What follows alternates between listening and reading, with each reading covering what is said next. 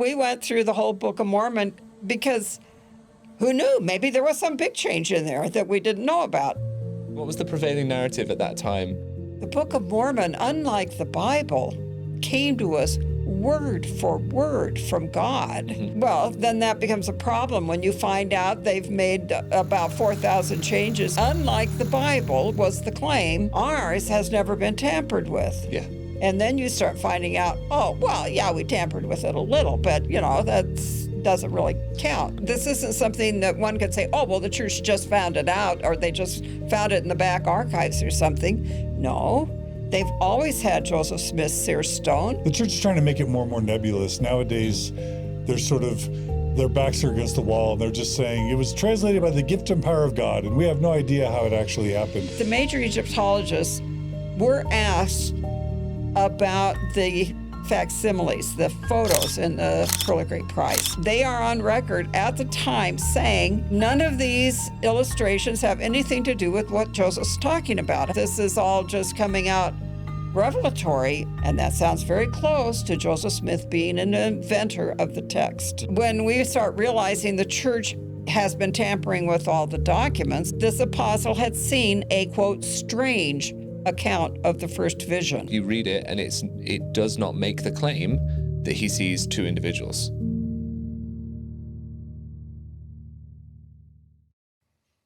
Hello, everyone, and welcome to another edition of Mormon Stories Podcast. I'm your host, John DeLynn. It's March 6th, 2025, and we have Nemo in the house. Hey, Nemo. Hi everyone. For those who don't know, tell us who you are, Nemo. I'm the British guy that talks about Mormonism. That's all that I am. Yeah, and this is not your first time in the studio, but and it's not your first time by a long shot on Mormon Stories because you've been an integral part of the LDS discussion series, as well as other episodes. But this is your first time to co-host an interview in the studio. Is that right? Yeah, it's my first time to co-host an interview here in Utah. And is this your first time to meet face-to-face the ex-Mormon goat, Sandra Tanner? Hey, Sandra. Good morning or afternoon, whatever it is. Yes, hello. So glad to have you. Nemo, is this the first time y'all met in person? No. I got the pleasure of meeting Sandra at her bookshop a couple of years ago. Oh, wow. I came in and said hi. Then why'd you want to meet her this time, Nemo? Because I wanted to sit down and properly, talk to her in this context and find out a bit more about Sandra and her work and Jerald's work. And, I'm from a newer generation of kind of critics of the church or commentators on the church, and we stand on the shoulders of the Tanners, but it's important to learn about what they did and get advice. All the advice I can get is what I'll be after today. I love it. Yeah, I love this framing because, of course, we've had Sandra Tanner on several years ago. Would it be 10 years ago? How many years ago was it, Sandra? 2014. We had Sandra on Mormon Stories for one of those, 5, 10 hour? How many hours was it? So I think about 5.5, I think. Yeah. Where Sandra just, told her full story. Of course, that episode still stands as a classic. But Nemo, I like the idea that you had of just reintroducing some of Jerald and Sandra Tanner's most important discoveries to the new generation. So that's what today's about, right? Yeah, that's what it's about. It's about knowing that, the audience for this platform 10 years ago is very different to the audience now. And there's a lot of people here that this will be brand new for them. And people like me who are but mere fetuses in this arena. I love it. Okay, so let me see if I can get these right. So the topics we're going to cover today, we're going to cover changes to the Book of Mormon. Many people don't know that the Book of Mormon has undergone several changes, and not just spelling and grammatical changes. The Tanners discovering that. So Book of Mormon changes, Book of Abraham issues. We're going to be talking about the Kinderhook Plates and kind of telling the story of the Kinderhook Plates as it relates to the Tanners' involvement. We're going to be talking about the Mormon Church kind of changing its history or its doctrine, ways that the Tanners helped call attention to the church kind of changing its story. And then finally, we're going to talk about Sandra and Jerald's sort of counseling services that they ran out of the Utah Lighthouse Ministry bookstore for decades before it recently closed. And a shoot off of that will be Sandra still standing as a believer of Christ, even after leaving Mormonism. Did I forget anything, Nemo? No, that's all good. I went through the slides as you said them. We're all good. All right. Well, Nemo, let's. I'm gonna kind of turn the time over to you, and I'll jump in as makes sense. All right. Cool. Sandra, anything you want to say before we jump in? Well, I don't know. I'm waiting in anticipation where all this is going to go. All right. Take it away, Nemo. Well, our first jumping off point is about Joseph Smith and Changes to the Book of Mormon. So we've got here Changes to the Book of Mormon was something that you wrote, published in 1965, and you documented thousands of the textual changes between 1830 and later editions of the Book of Mormon, undermining the claim that it was a perfect translation. Where did you start with that? How did you first realize there were differences between the 1830 edition of the Book of Mormon and then later ones? Well, my mother had started studying critically on Mormonism before I met Jerald. Right. And she was aware that there had been those, 4 or 5 changes where the words "the son of" was inserted on verses that talked about, like Mary would be the mother of God, and then later it was changed to Mary will be the mother of the Son of God, which makes a change theologically. Well, we were aware of that. But the question then was, well, what else might have been changed? Has anyone really gone through and checked to see how radical were the changes? Mm-hmm. And Sandra, what would your understanding have been at the time about why the son of changes were made? Well, when we read David Whitmer's pamphlet, An Address to All Believers in Christ, and he was one of the witnesses to the Book of Mormon, he tells about Joseph Smith changing the doctrines and theology of Mormonism. And so one of the early claims was that Joseph Smith went from believing in one God in the Book of Mormon to plural gods by the time he gets to Nauvoo. And so the switch is gradual. So the Book of Mormon preface still talks about the purpose of the Book of Mormon is to convince Jew and Gentile that Jesus is the Christ, the eternal Father. And so the witnesses, the 3 witnesses' testimony talks about the Father, Son, and Holy Ghost being one God.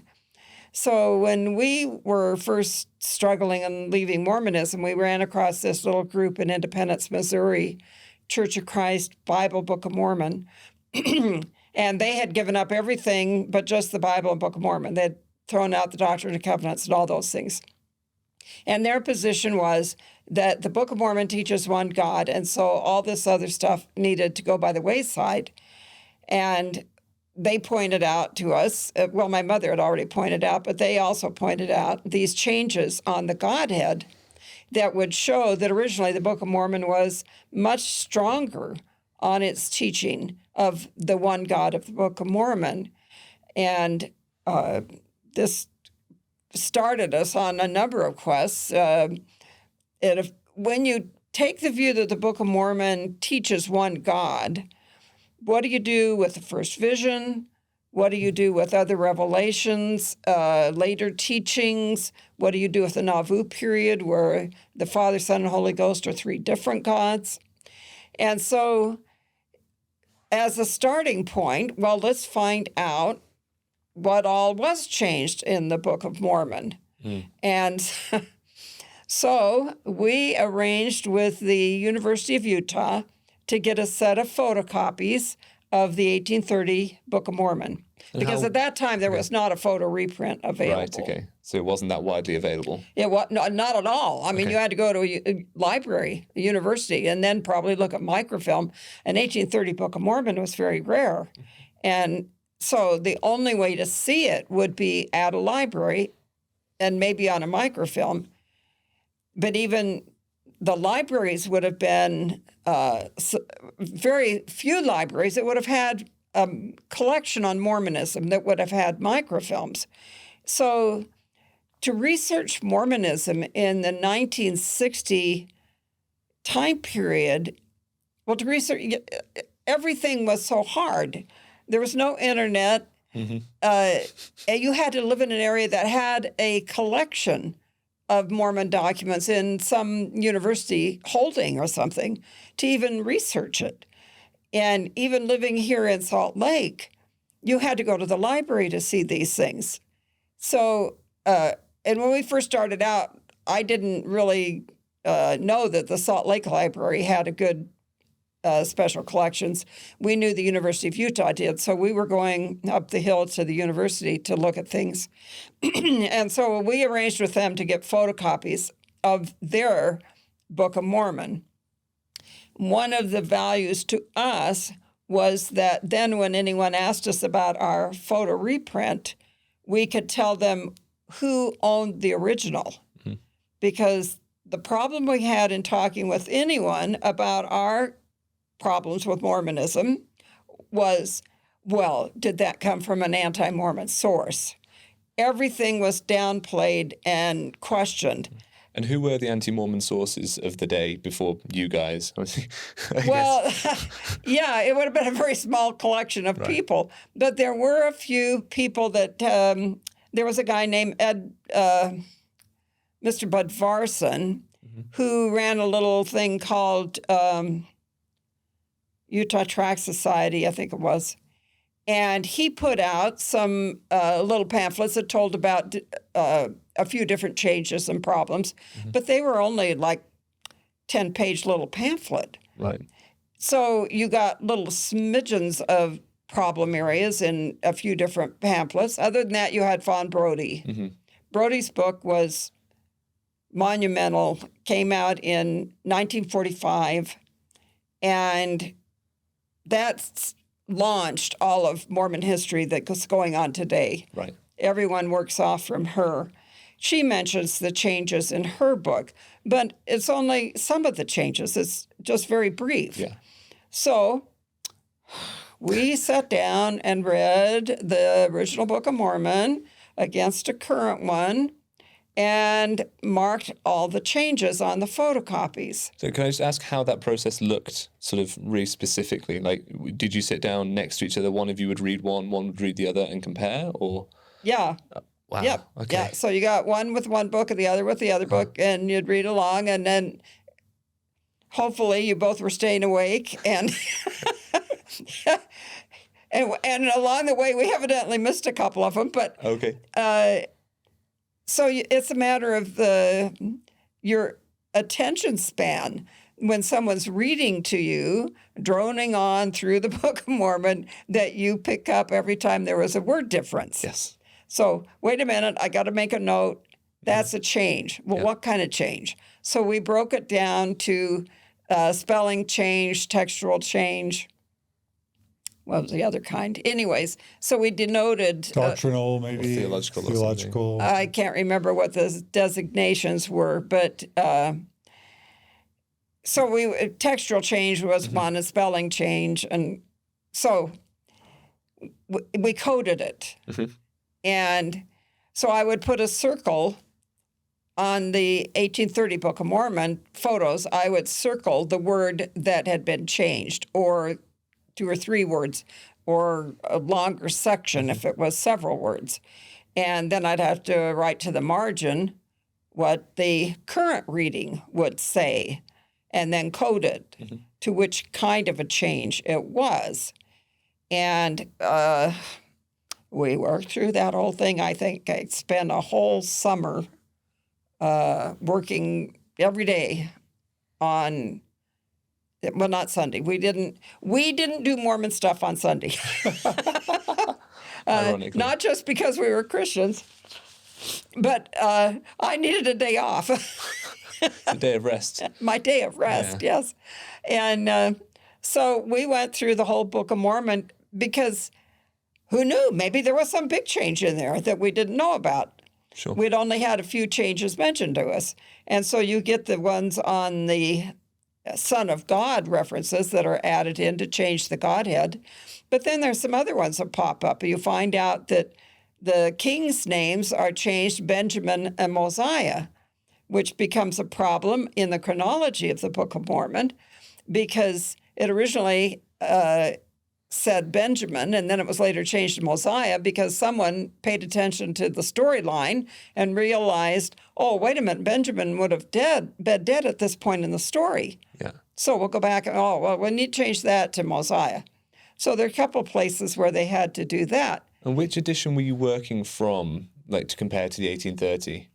1960, early 60s. I don't remember the actual date, but we published it in 65, I think. So it was... so you're working from a contemporary one there. So a contemporary one. You didn't go 1830 to 1837? No, we didn't know what happened in the meantime. Got you. But we knew from the first one to the current one, these were differences. Yeah. So you didn't know how quickly it had changed? Because we now know that 1837 was when they started changing some of the theology around. I think we'd seen, Brody may have mentioned that some of the changes happened in 37, but we didn't know which ones. Yeah. I think the son of was mentioned as being changed in 37, but we didn't know any other details. Because that corresponds to the changes with the first vision as well. Yeah, and then the first vision affects the whole teaching on that. So, and then when you get into the further in the Book of Mormon, you have, besides the Mosiah Benjamin ones, you have a place, boy, my mind's rusty on this, where it talks about Jesus Christ, and they realized they wouldn't have had the name Jesus Christ yet in the story, so they had to go back and change, and they put in, I believe, Messiah. Right. And and if a person is just reading that on their own, they might say to themselves, well, what difference does it make whether it says Jesus Christ or Messiah? It makes a difference when you realize, but they aren't supposed to know the name Jesus Christ yet. Well, it's the same as the whole thing where they don't know when Jesus is going to turn up until after Mosiah. They're all like, oh, we don't know. But before Mosiah, they know exactly when he's going to turn up. And it speaks to the way that the Book of Mormon was written, starting around Mosiah and then finishing up with the beginning, sort of chronologically in the way Joseph Smith wrote it, right? Right, but we didn't understand all that at the beginning. But these are clues that point to that sort of thing. Yes, they become clues. Why did they change that at that point? Yeah. So we put out so it's the first time that you have a full study, as far as I know, of the changes. Now, there may have been a thesis on it. I'm not sure what BYU would have done, but it wouldn't have been in any kind of general circulation. So there was a reprint of the first edition Book of Mormon done by Wilfred Wood,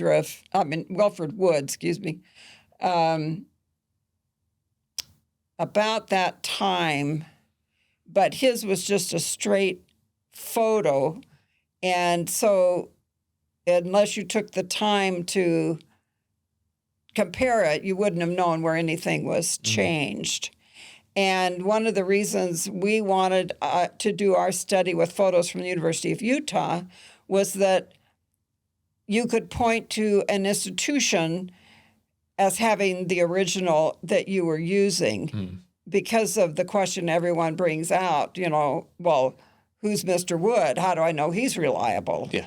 He could be putting out anything, Well, you can go to the University of Utah and see their original, and this is it. And so was it, am I right, 3,913? Is that the number? Right. And I was later informed that we missed some, and it's really more like 4,000. And so, sorry, people. I fell asleep a few times. I feel like 3,913 is still a significant number. Right? Yes. Certainly more than the none that we were taught. Because what was the prevailing narrative at that time through the church? What you were raised with was that the Book of Mormon, unlike the Bible, came to us word for word from God. Mm-hmm. God provided the translation to Joseph Smith. Well, then that becomes a problem when you find out they've made about 4,000 changes in the verbiage. Mm-hmm. Even if they're minor ones, they become significant when you are trained all your life that God gave every single word. Unlike the Bible was the claim, ours has never been tampered with. Yeah. And then you start finding out, oh, well, yeah, we tampered with it a little, but, that doesn't really count. And then I'm like, well, some of those changes look like they count, Yeah. And did it start with this idea that, okay, well, Joseph just wrote it as one long sort of thing, and then the printers added punctuation, and was that fairly known at that time? Oh, yes. Yes, that was commonly given as an excuse to us by Mormon apologists or people arguing against us, was that it was all that bad printer. He just messed it all up. The printer changed the theology of the Book of Mormon? Why would he do that? Yeah, there's no reason for him to change the son of. Yeah. But the excuse was that it was only mistakes that were done by the printer that had to be corrected. Right. Until we finally got a photocopy of the manuscript, and then we find out, no, you can't blame it on the printer. Yeah. These were changes made deliberately by the people working on the manuscript. Mm. Do you have any points on this, John? No, so I'm just looking at it. So when I look at the summary, it's the Trinitarian versus separate Godhead, Christ as the eternal Father, the prophetic anachronism. Maybe that's one we didn't talk about. The original was murder against the Holy Ghost, and then commit the unpardonable sin. Do you know about that one? I can't remember what that one was. So what it's saying here is that in the 1830 edition, it says that in Alma 39:13, that ye bring not yourselves into destruction, that you do not murder against the Holy Ghost. And then that's what it said in the original 1830. And now it says that you bring not yourselves into destruction, that you do not commit the unpardonable sin. That's a substantive change. Yeah, switching it. Yeah. Yeah. And then correction of errors in names, King Benjamin to Mosiah. And then the last one is clarification of who spoke. So the phrase waters of baptism was not in the original Isaiah 48:1. So if Joseph's quoting Isaiah, the first time he's quoting Isaiah, it doesn't include the words waters of baptism. But then later, it looks like he added waters of baptism into the mouth of Isaiah. Right. Yeah. Yeah.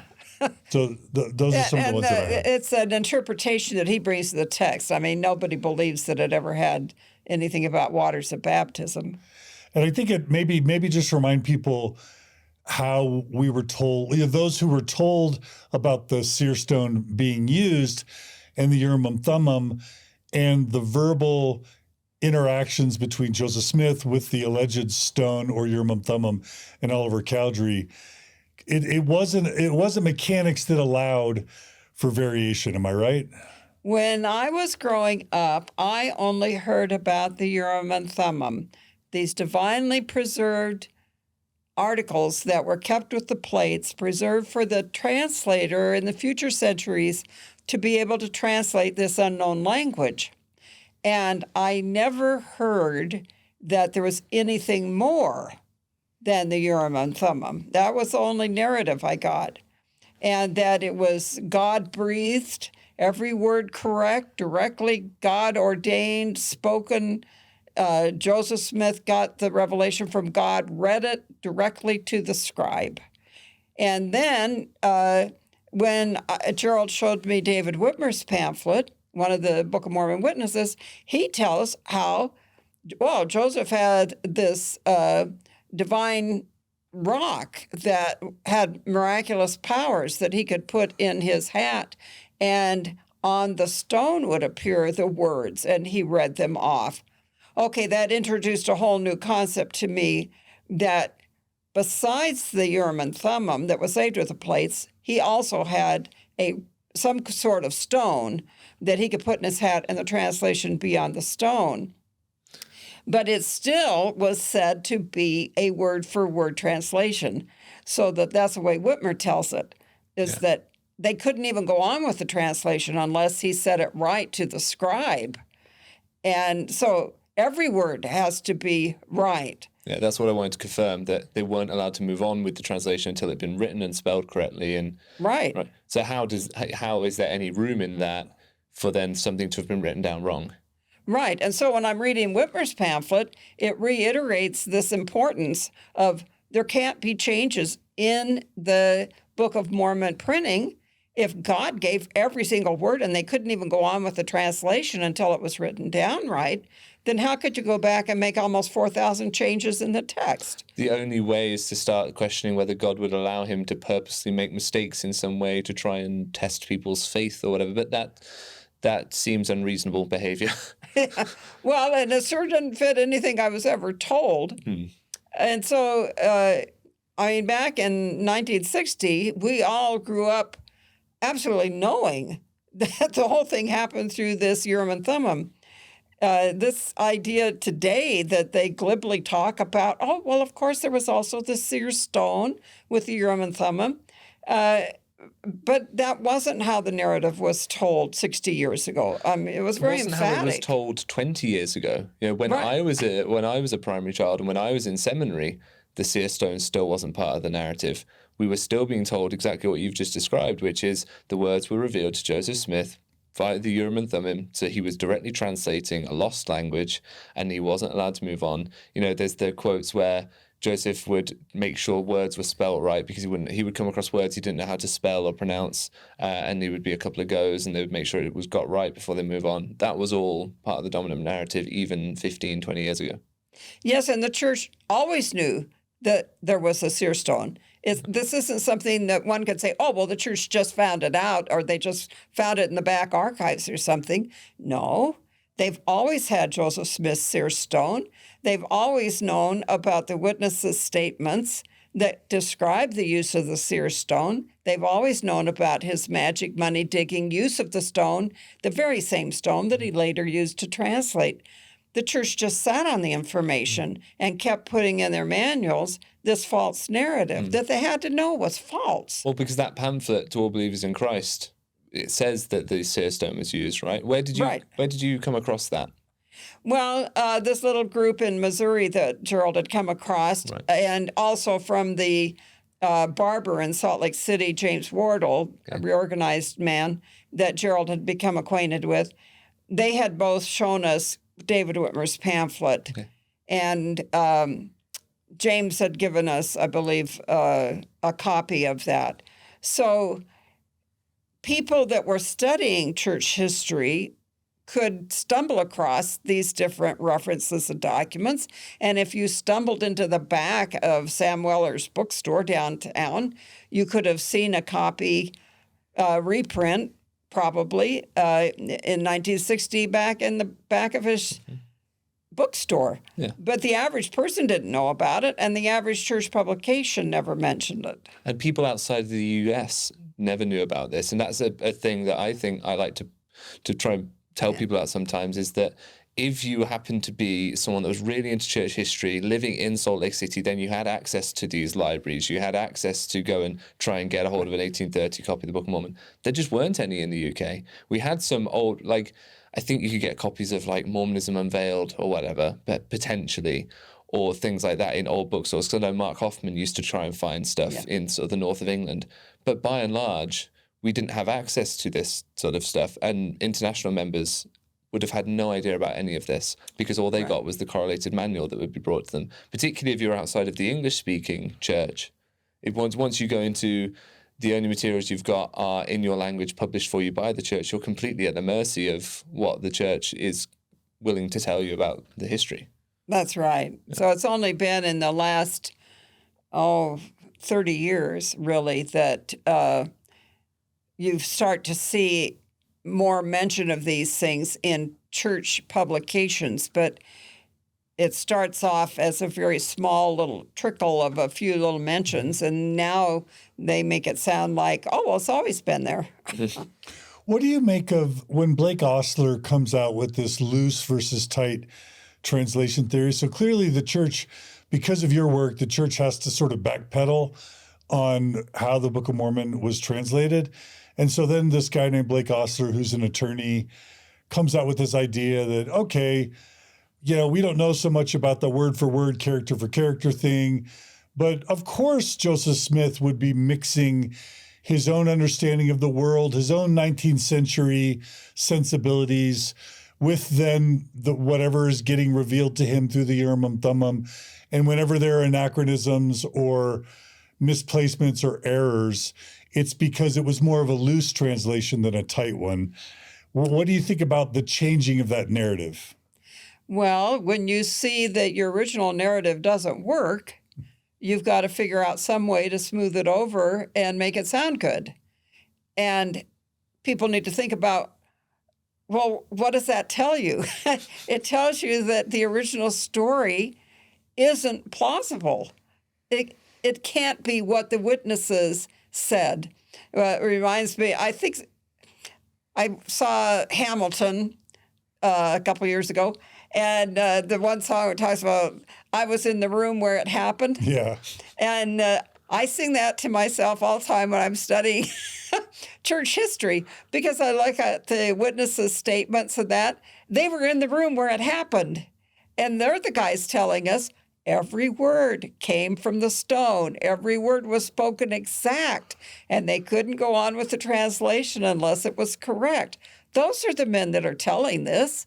So how can a man today... an attorney... change the narrative to say, oh, well, no, there's all kind of influences of Joseph Smith in the Book of Mormon that came in because of he's speaking it through his own lived experience. That can't be according to the people that were on the spot. Yeah. No one had that interpretation of the event. The church is trying to make it more and more nebulous. Nowadays, they're sort of... their backs are against the wall, and they're just saying it was translated by the gift and power of God, and we have no idea how it actually happened. Well, yes, they're doing that on everything. The Book of Abraham, all of everything in Mormonism now is, oh, well, yes, it was different influences of the day, but that's okay. That works. That happens to everybody. Really quickly, it seems like in 2025 where the church has retreated to, and by the way, Richard Bushman, Patrick Mason, Spencer Fluman, they're all acknowledging that the Book of Mormon looks a lot more like a 19th century document borrowing from the King James Version of the Bible than an actual historical record. That's where all the major credible Mormon history apologists are kind of moving. Now they're moving to this explanation that the Book of Mormon's more of a revelation than a translation. To end sort of this section, we'd love to hear your thoughts on just the Book of Mormon. It's a revelation. We don't know. It's just, the plates may or may not have been there, but Joseph channeled it from God. And who knows how it happened. When history doesn't match your narrative, you have to change the narrative. You have to change the history. Well, they tried changing the history, and we caught them on that one and put out the original photos. Yeah. So then they have to say, oh, well, it wasn't okay, it's not the problem of the printer. It's not the problem of wicked apostates that change things. It was the natural influences of Joseph's life. Yeah. So, well, I'm going to just let people know for our newer generations, there's a website called utlm.org. Is that right? Right. And utlm.org, Sandra has generously put up all the PDFs of all her publications for free. Is that right? Right, absolutely. So here is the copy of Exposing Joseph Smith's Changes to the Book of Mormon. So if any of you are new scholars or they want to go to the original source texts to verify, we don't want you just to believe Sandra, believe Nemo, believe me. You could download this PDF from utlm.org. Julia will put it in the show notes, and you can verify all this for yourself. Right, Sandra? Right. Okay. All right, Nemo, what's next? Well, speaking of original copies and whatnot, I think the Book of Abraham is your work on the Book of Abraham is undergirded, I would say, by original copies, right? We don't have the original gold plates to look at and to study Joseph Smith's ability to translate. What we do have is the original papyrus. And in 1968, you guys published some early critiques of the Book of Abraham. And you were looking at how the rediscovered papyri, the ones that were found in Chicago, didn't match what Joseph Smith said was on them. And that sort of laid the groundwork for a lot of exposés on this issue. This was one of the things, possibly the most publicly sort of debated parts of the church's truth claims. How did you get started with that, with finding the papyri, the originals? Well, the church has known since the 1850s that they had a problem with the Book of Abraham.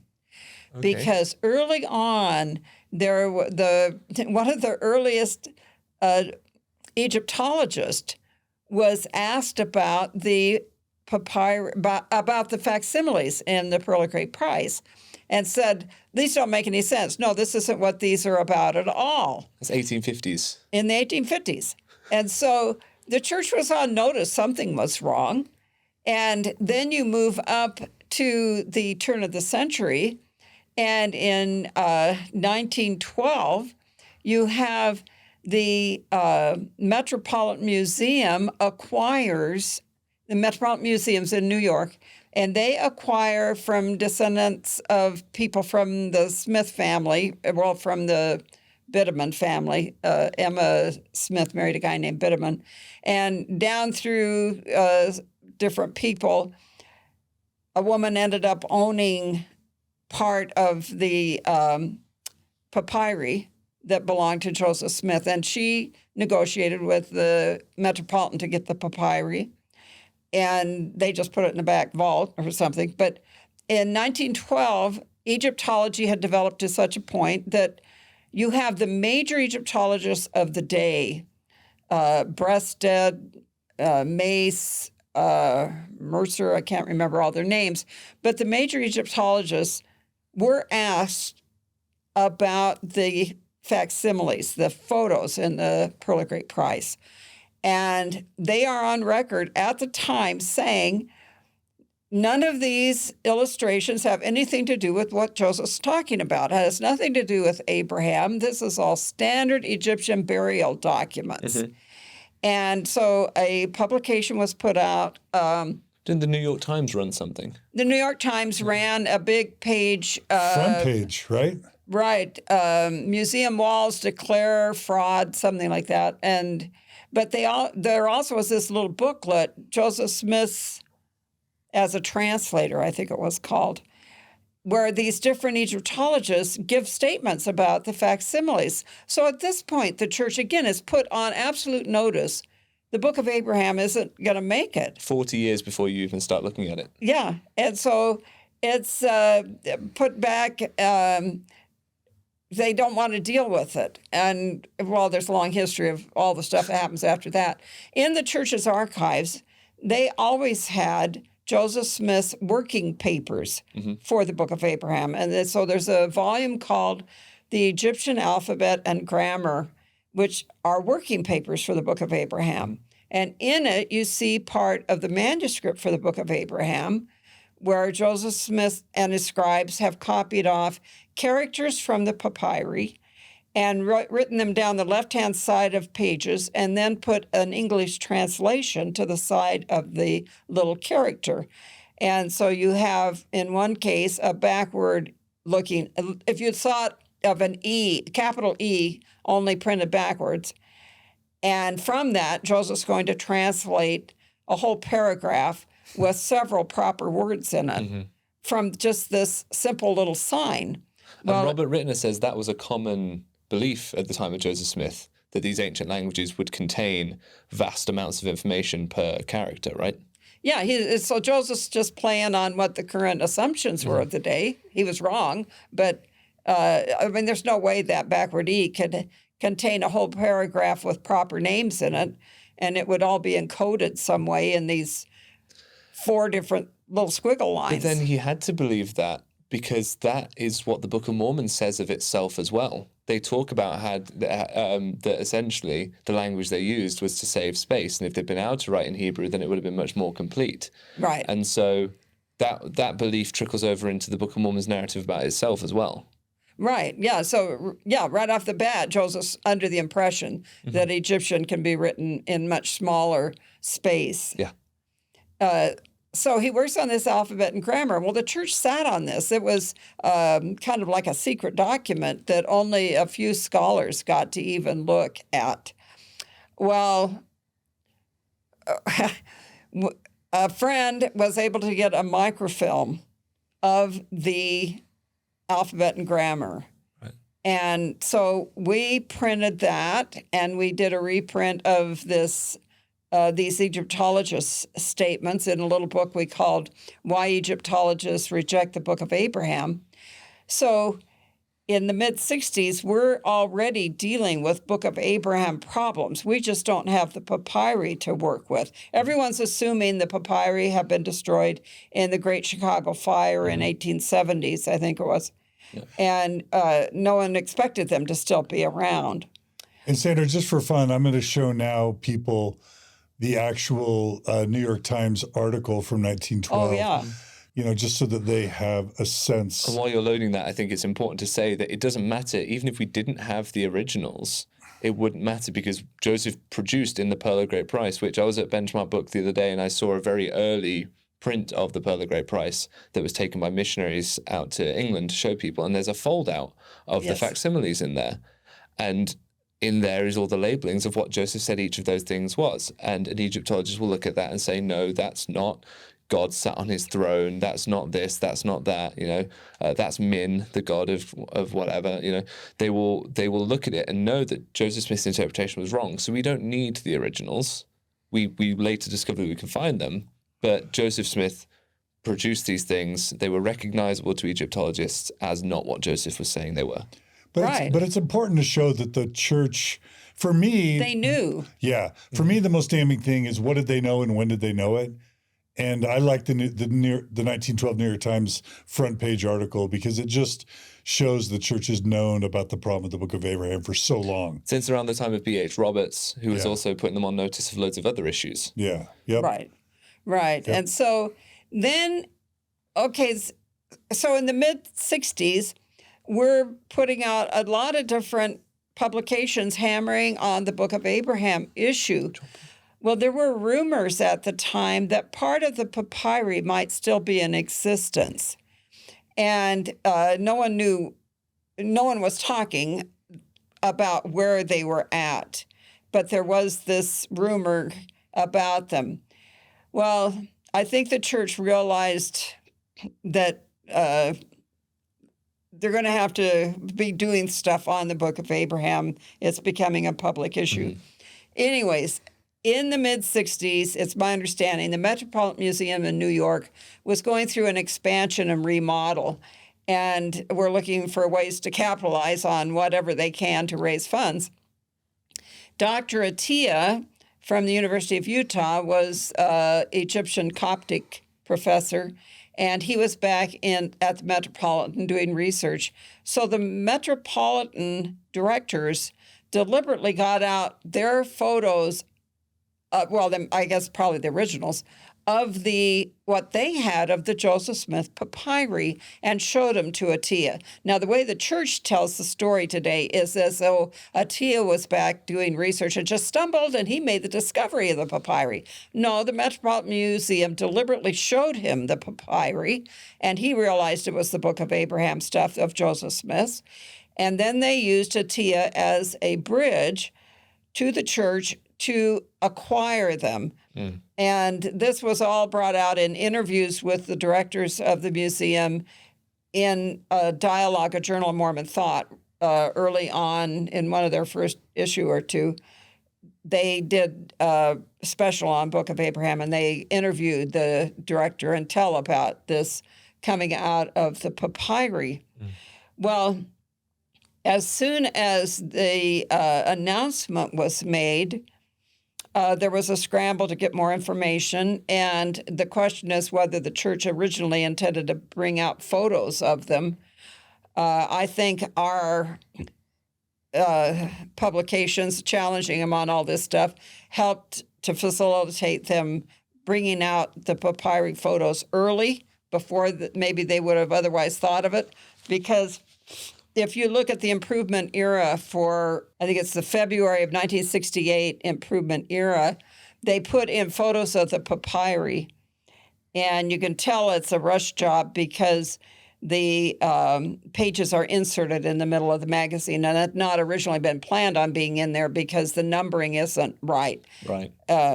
So it goes from between pages 40 and 41 and 42, you get an insert of several pages that have the papyri photos on them.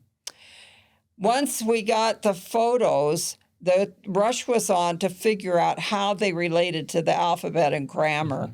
Just before we go there, just a quick question. Yeah. Why do you think the church felt pressure to release those? Because I know we've got pictures of these, all these things you've been putting out where you've been challenging the Book of Abraham. What do you think? Do you think the church thought by putting out the originals that would somehow bolster their position? I'm trying to work out how the church thinks publishing the originals helps their What I cause. heard was that they were excited, thinking that Joseph Smith would be validated or vindicated. Yeah. Well, for one thing, a friend of ours had Polaroid photos of the papyri that he had got through Klaus Bear, who was the curator at the University of Chicago. And Klaus Bear had been privy to what was going on at the Metropolitan.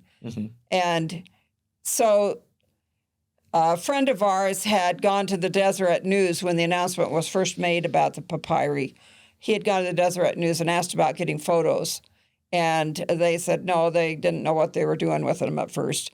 And he says, well, I wondered because I already have some photos, but they aren't very good.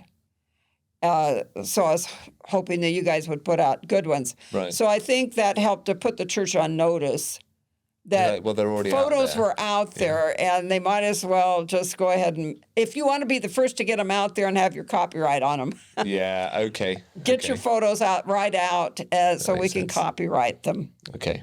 Yeah. that makes sense. But I think there was also an expectation when the church agreed to get the papyri.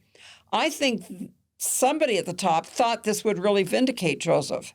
And if the church had the real papers to work with, they would come out some way to prove what Joseph Smith was doing. Yeah, and we kind of see that pattern later on with Mark Hoffman, in that the church, through an intermediary, buys documents thinking, well, if we have them, then we can somehow use them to vindicate our case or put them away so that they can't challenge our narrative. Yeah, they get to control the narrative better. As the case of the purported blessing of Joseph Smith III Right. would indicate that you put that away so that Community of Christ or our LDS group at the time can't be like, hang on, we were right.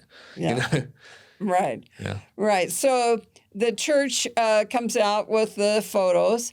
Once we have the photos, Jerald and our friends that were all working on this, Wes Walders and I don't remember if Mike Marquardt was working on this as early or not, but different ones of us, that our friend Grant Heward, that were working on trying to figure out what Joseph was doing with the papyri. And the connection was finally found that the manuscript for the Book of Abraham was partly preserved in the alphabet and grammar, and you could line up the Egyptian characters with a piece of the papyri to the translation of the Book of Abraham. So then we absolutely knew which piece Joseph Smith was claiming to translate. And as the little piece they call the small Sinsen text, that would have been the piece that came next after facsimile number 1 on the scroll. And once you know the piece he's trying to use and claim was the Book of Abraham, then you just need a translation of that and see what it really says. And the translation was done. It doesn't say anything about Abraham. We published a whole nother story. A guy named D.J. Nelson came to us, a Mormon guy that had studied Egyptology, and he had a translation of that piece of papyri that showed it had nothing to do with the Book of Abraham. It was from the Book of Breathings, a condensed version of the Book of the Dead. And then Nibley and different ones did their translations, but everyone's translation came out the same. I mean, they might use 1 or 2 word difference, but they were all the same message of the small Sinsen text being part of the Book of the Dead. So then the church has to some way come out with, how do you explain this? How do we tell people that the papyri don't translate to the Book of Abraham? So all the scholars have to get together, real busy, trying to figure out a good way to tell the story. And the Mormon historians come up with this idea, well, it's a catalyst to coming up with the Book of Abraham. As Joseph Smith looked at the papyri, God chose to reveal to him at that point the Book of Abraham. And I guess Joseph leaped to a conclusion and made the connection that it must connect to the papyri, but they don't really, people.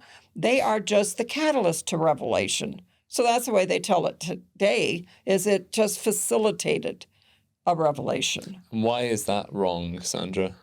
Or Or problematic. problematic. Yeah. Yeah, sorry. Yeah. No, Because then there's no basis to the Book of Abraham. It's just Joseph Smith's invention. It doesn't tie to anything historical.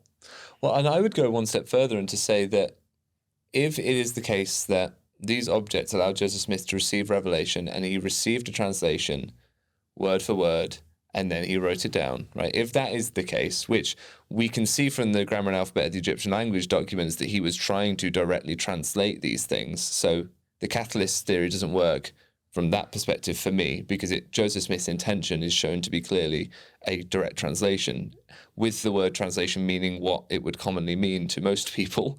But even if it is a revelatory experience, we've got the Book of Mormon, which we've just discussed, where Joseph Smith receives this revelatory experience, and then there's 4,000 changes and there's theological changes down the line.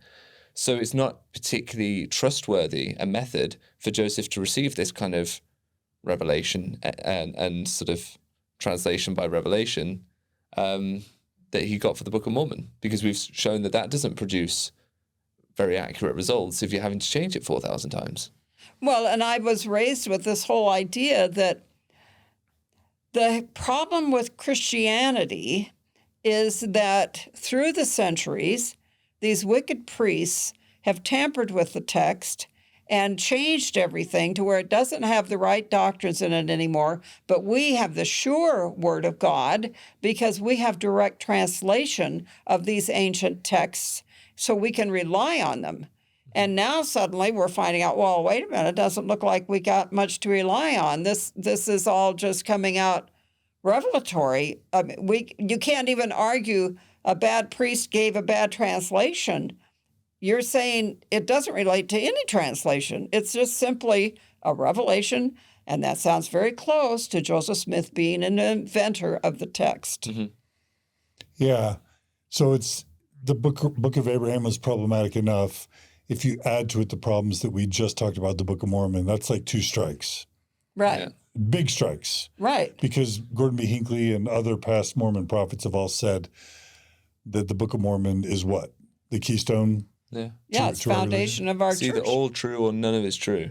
Yeah. If it's true, it's the greatest work on the. If it's false, it's a fraud. If it's true, it's the greatest work on the earth, or something like that, right? Yeah. Yeah. Yeah. So you look at the Mormon Church today and ask someone, what is the greatest thing that Mormonism gives to us today? It's that we have a living prophet. And that's the big emphasis now. Everything is today's prophet. We have a prophet that speaks for God. But then how do you know that he speaks for God? If the past prophets said, here is a book written about the early inhabitants of the Americas, and none of it turns out to check out. So, well, that's a revelation. It doesn't have to be based on a historical document.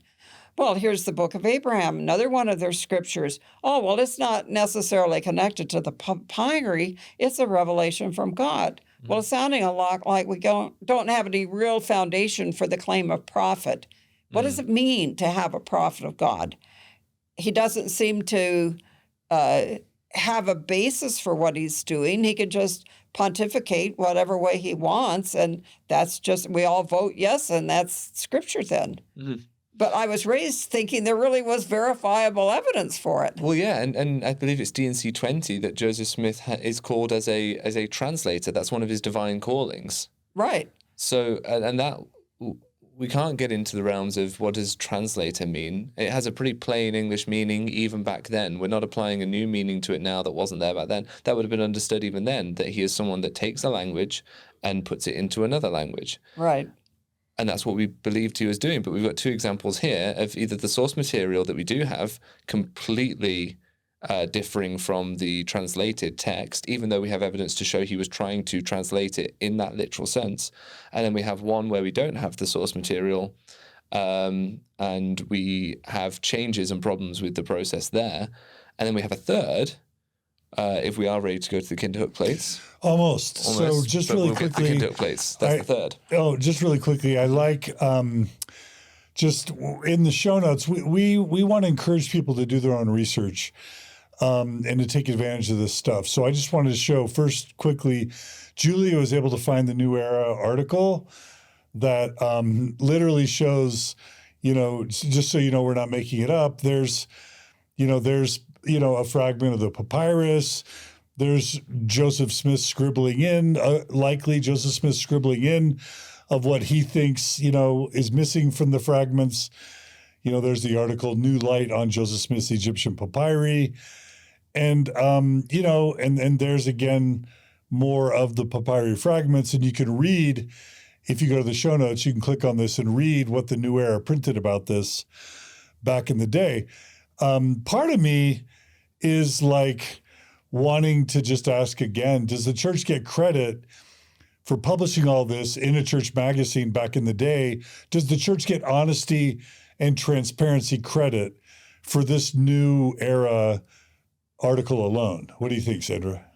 Well, I am very happy they printed the photographs, because that's how we were able to prove what piece Joseph Smith was using to claim he was translating the text and matching it with the manuscript for the Book of Abraham.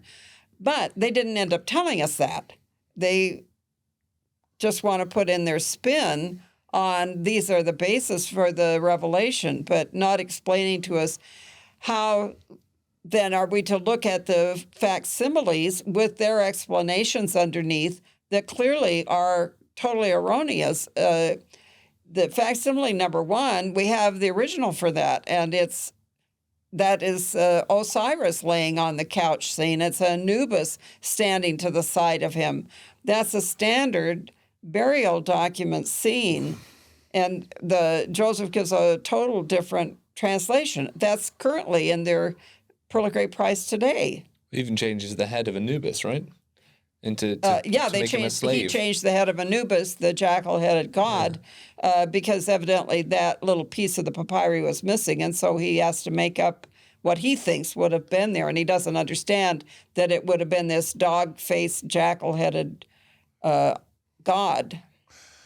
And I'll just remind people that one of the moments I'm most proud of in the History of Mormon Stories, we interview the late, great Robert Rittner, world-famous Egyptologist, for like 13 hours, me and RFM, to go over in detail an Egyptologist's recounting of both the papyri and this entire story. Yes. And that's something that we want to make sure and include in the show notes.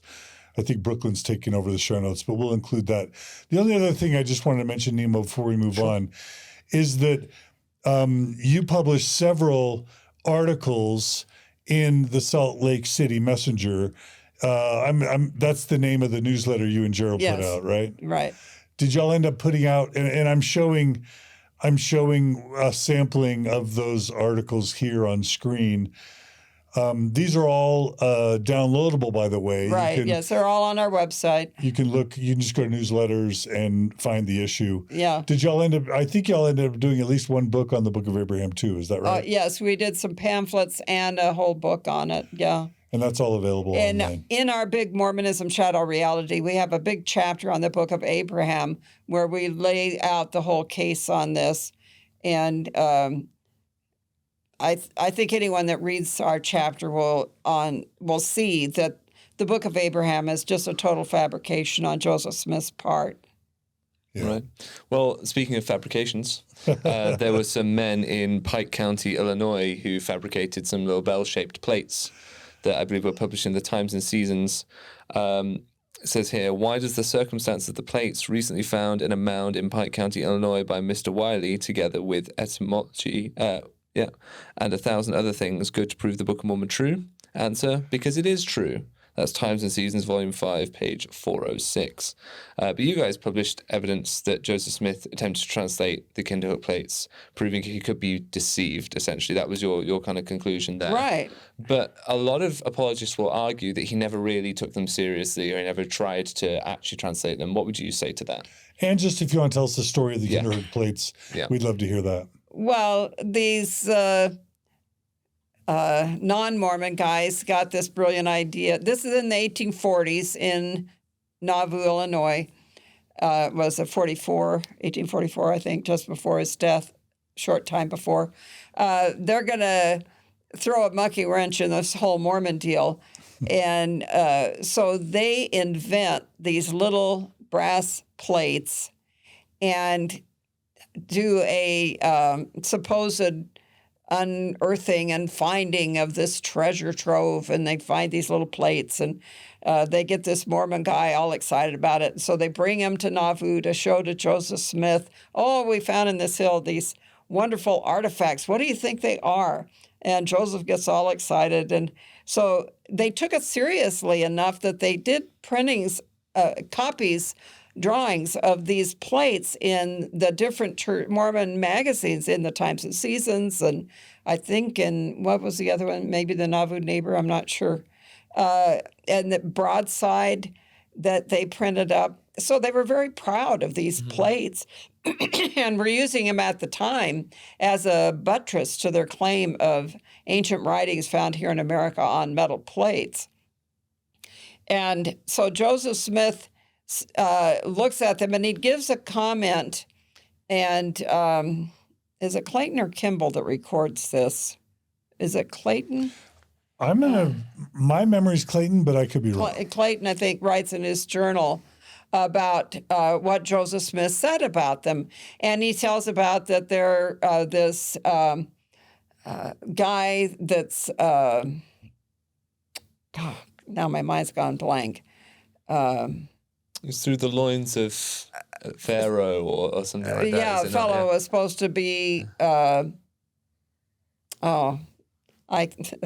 mind's gone I'll tell you blank. what, John, look that up. I'm going to read you what the text is supposed to say. Yeah, what it's supposed to say. While you look that up, I'm going to read you a quote from Mormonism Shadow Reality. I want to read you to yourself. Yes. How's that feel? Tell me what I said. So this, I believe, is a quote. It says, if Joseph Smith had not been murdered in June of 1844, it is very possible that he might have published a translation of the Kinderhook Plates. On May 22nd, 1844, just a month before his death, the Warsaw Signal published the following statement. Joseph had a facsimile taken and engraved on wood, and it now appears from the statement of a writer in the St. Louis Gazette that he is busy in translating them. The new work, which Joseph is about to issue as a translation of these plates, will be nothing more nor less than a sequel to the Book of Mormon. That's from the Warsaw Signal, and that's page 112 of Mormonism Shadow Reality. You're right. Well, so you have Joseph Smith in 1844 has been having all kind of church problems. All sorts of apostates claiming he was a fallen prophet, exposés about his polygamy and all of this. What a great boost to his prophetic claim if he now could come up with a new book of scripture. I think I found what we were looking for. So it is William Clayton. It says here, although there is no complete translation, the best available record of what Joseph Smith or his associates claim the plates contain comes from William Clayton, Smith's private secretary, who recorded in his journal on May 1st, 1843, quote, I have seen 6 brass plates covered with ancient characters. I have translated a portion of them and find they contain the history of the person with whom they were found. He was a descendant of Ham through the loins of Pharaoh, king of Egypt, and that he received his kingdom from the ruler of heaven and earth. And that was not only published in William Clayton's journal, but also in History of the Church, Volume 5, page 372. And that's what the internet is telling me. Does that sound right? Right, that sounds right. Sounds right. Okay. And it shows Joseph's understanding of the word Pharaoh is flawed because he talks about Pharaoh, king of Egypt. Joseph, through the papyri, seems to think that the word Pharaoh is like a given name. Right. Not actually the word for the king. It's not. He doesn't understand that it's a title. He thinks it's a given name. So, right. But so the Mormons will argue that, well, he didn't really do a translation. Then what are we to say about this information that he's coming up with? Then if you're saying he didn't translate, then he has to be sitting there inventing this whole paragraph about who this guy was. So that raises the question of, what kind of guy is this, that at the drop of a hat he can just start spouting off stuff about plates to any kind of story he wants, and they don't have to connect to the document, evidently. No.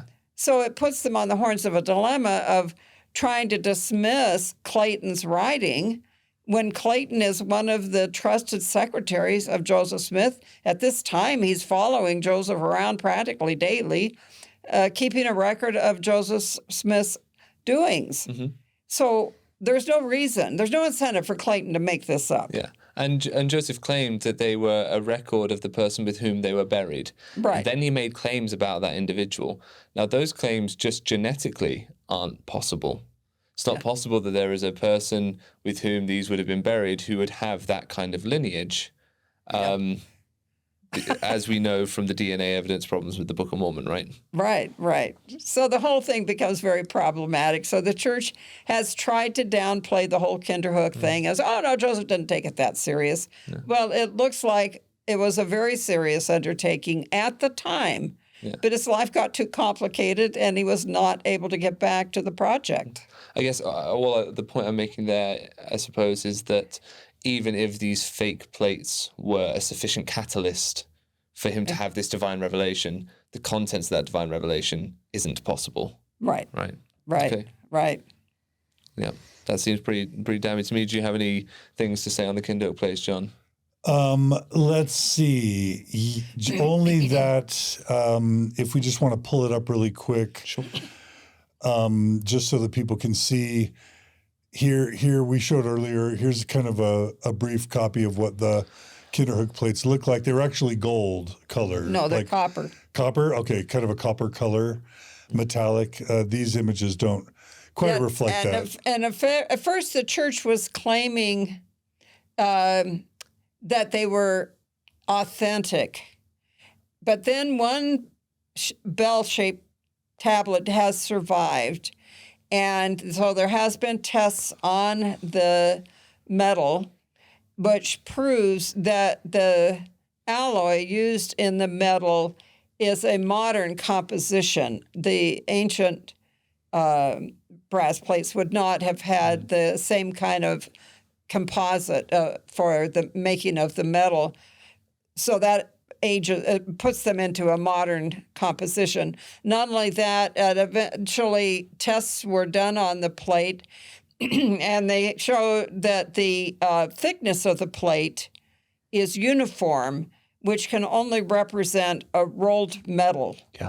To get that uniform. There's no way that an ancient plate could have that uniformity across a whole piece of metal material there and have that close a tolerance on the measurements going across. Also, at the top of the plate, there's a punch hole. And the punch hole has to be made by a modern-day punch because of the way it pushes through the metal and the way it looks on the back side. So they know that it was a modern-day metal piece that was used to make the hole in the plate itself. Right. And also that the plates were etched. If they were of an ancient origin, they would have been carved, inscribed. And this was done with acid etching to make the image on them. And the Mormons were still arguing for some sort of, we don't have all the data. Finally, a guy was able to get permission to do a piece of metal sample off of the plate to prove that the metal composition was a modern alloy and couldn't possibly be ancient. And so the Mormon scholar, Stan Kimball, descendant of Heber, he wrote an article for, I believe, the Improvement Era Ensign, whichever one it was at that time, where he did an article on the Kinderhook plates. But again, he's trying to distance Joseph Smith from taking them seriously. So he's admitting that, they look like they're modern composition, but that doesn't reflect bad on Joseph because he didn't really give a translation, ignoring the problem of the historical record we have of Joseph giving a description of what the plates were supposed to be about and who they were made for. Let me, Nemo, you read from Mormonism, Shadow and Reality. I'm going to show a quick, again, visual of the cover of Mormonism, Shadow and Reality. Since we're, trying to address kind of new generations, is it fair to say Mormonism, Shadow and Reality is your magnum opus, kind of your and Jerald's magnum opus? And can you just tell our new, because it's downloadable for free. Yeah. I would say more comprehensive than the CES letter, than letter, to my wife, to Mormon Think. Like, pick your favorite compendium, if that's a word, of all the problems with the Mormon Church's truth claims. You might be able to argue that Mormonism, Shadow and Reality still in 2025 stands as the best compilation of historically based problems with Mormon Church truth claims. Can you talk about it and just let people know why they should check that out as a resource? Well, the final date on it was 1987. It had gone through a number of editions before that, and it kept getting bigger and bigger and bigger. And I think that you will find we cover more topics in that than most any other book on Mormonism. So other books will do more thorough treatment on a given topic. For instance, like Rittner can talk for 3 years on Book of Abraham problems, but we give a good summary of the whole thing in our chapter on Book of Abraham.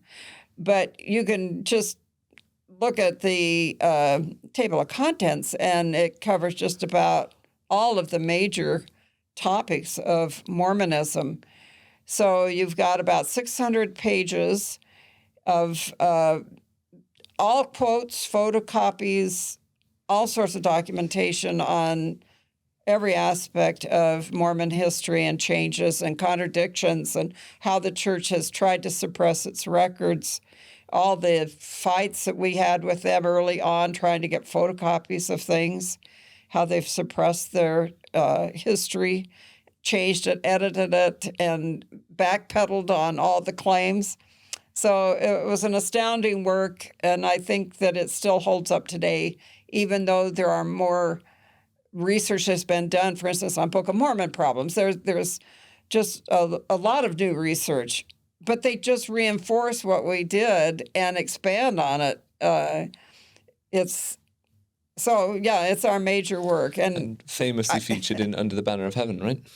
What? Famously featured in Under the Banner of Heaven. Oh, yes, Under the Banner of Heaven, series. when you see the detective sitting in his car and he opens this red book to read in it, and he loses his faith. That's our Mormonism Shadow Reality book that he's opening up to read. Yeah. How did that feel to see that on the big screen? I was very surprised. I didn't know that was coming. Okay. Yeah, and it's the book everyone, if any of us were asking questions or learning about criticisms of the church in the 70s, 80s, and 90s, it's the book all the leaders of the church said to just avoid at all costs. Right, absolutely. Right? Yeah, I mean, it's the example, the prototypical example of anti-Mormon, quote, anti-Mormon literature as told by the LDS Church. And I think the history has been proven across generations to be very solid, very credible. And if anybody has written larger books on any of these topics, there's a good chance they started with Mormonism, Shadow and Reality, or your newsletters, and then built on top of the work that you and Jerald did. And he did, yes. I think it is to Mormon analysis or Mormon commentary what Fawn Brody's book is to biographies of Joseph Smith. It's that thing that even Richard Bushman will go to Fawn Brody, right? And he will vindicate some of her points and some of her sources. And it's similarly, people are going to be working off. And particularly now we're in 2025 and the church has admitted a lot of the things that are contained in Mormonism, Shadow or Reality. They've admitted that the papyrus don't have anything to do with Abraham. They've admitted that the Kinderhook plates were forgeries. And on that point, forgeries that Joseph Smith probably should have been able to detect or could have. I don't want to besmirch Joseph Smith and say he ought to have, but he certainly would have been capable of realizing that these are a bit too uniform. They don't look hammered, which that seems a bit too modern or whatever. Certainly people in his day probably could have recognized them as forgeries, I would imagine. Would that be fair to say? Well, I assume someone that worked in metal, I would think, would have said, wait a minute, these look too perfectly made to be handmade. Yeah. And don't look sufficiently weathered or whatever. But yeah, go on, John. Sounds good. Okay, I was gonna take us on to just other cover-ups, other Yeah. changes in cover-ups that the church has done over time. I mean, cover-ups is quite a loaded term, but I think it is fair to say that there have been times when the church has covered up things they don't want in public view, like, for example, the 1832 account of the first vision. Right. How did you guys discover? That's not like a specific topic we've got here, but I do want to kind of ask how you first learned that there was a copy that wasn't available to anyone, that this existed, even that there was an account other than the one printed in the Pearl of Great Price, which is the 1838 account. Well, in Fawn Brody's book, she mentions that she wasn't able to find any early church publications or diaries that were talking about the first vision. And so her question was, when did the first vision become important? When did it enter into the narrative? Because in Joseph Smith's story at the back of the Pearl of Great Price, he says, I was persecuted from day one for telling about my vision. And all these ministers had come against him and all of this. Well, where's the evidence for this? And so she raised the question, why is it absent from the early narrative of the church? So that starts us on a quest for more information on how the first vision entered into the story. We went back and did a research on the Journal of Discourses and found there were different ones telling of Joseph having a vision experience, but they weren't putting it back to 1820, and they were only talking about it in terms of an angel. Now, when I would bring this up to Mormons, they would say, oh, well, that doesn't matter because we have the Times and Seasons printing of his story in 1842, where he tells about these things. But then the question is, what earlier accounts do you have than the 42 printing? 22 years after it happened. What predates this? I mean, is there no record earlier? Okay, so then when we start realizing the church has been tampering with all the documents, and this is back in the 1959-60 time period in the Dark Ages, when no internet and you had to go to the library to see everything, we're trying to find out, well, what's the earliest account of the first vision that anyone has? And we can't get back past the latter part of Joseph Smith's life. So that's sort of 38 to the early 40s. Yeah, and so I'm in 59 and 60, I'm meeting with my bishop who's trying to help me save my faith. And so he volunteers to send a letter to Joseph Fielding Smith, who was church historian and apostle. And so I said, well, I have questions about the first vision.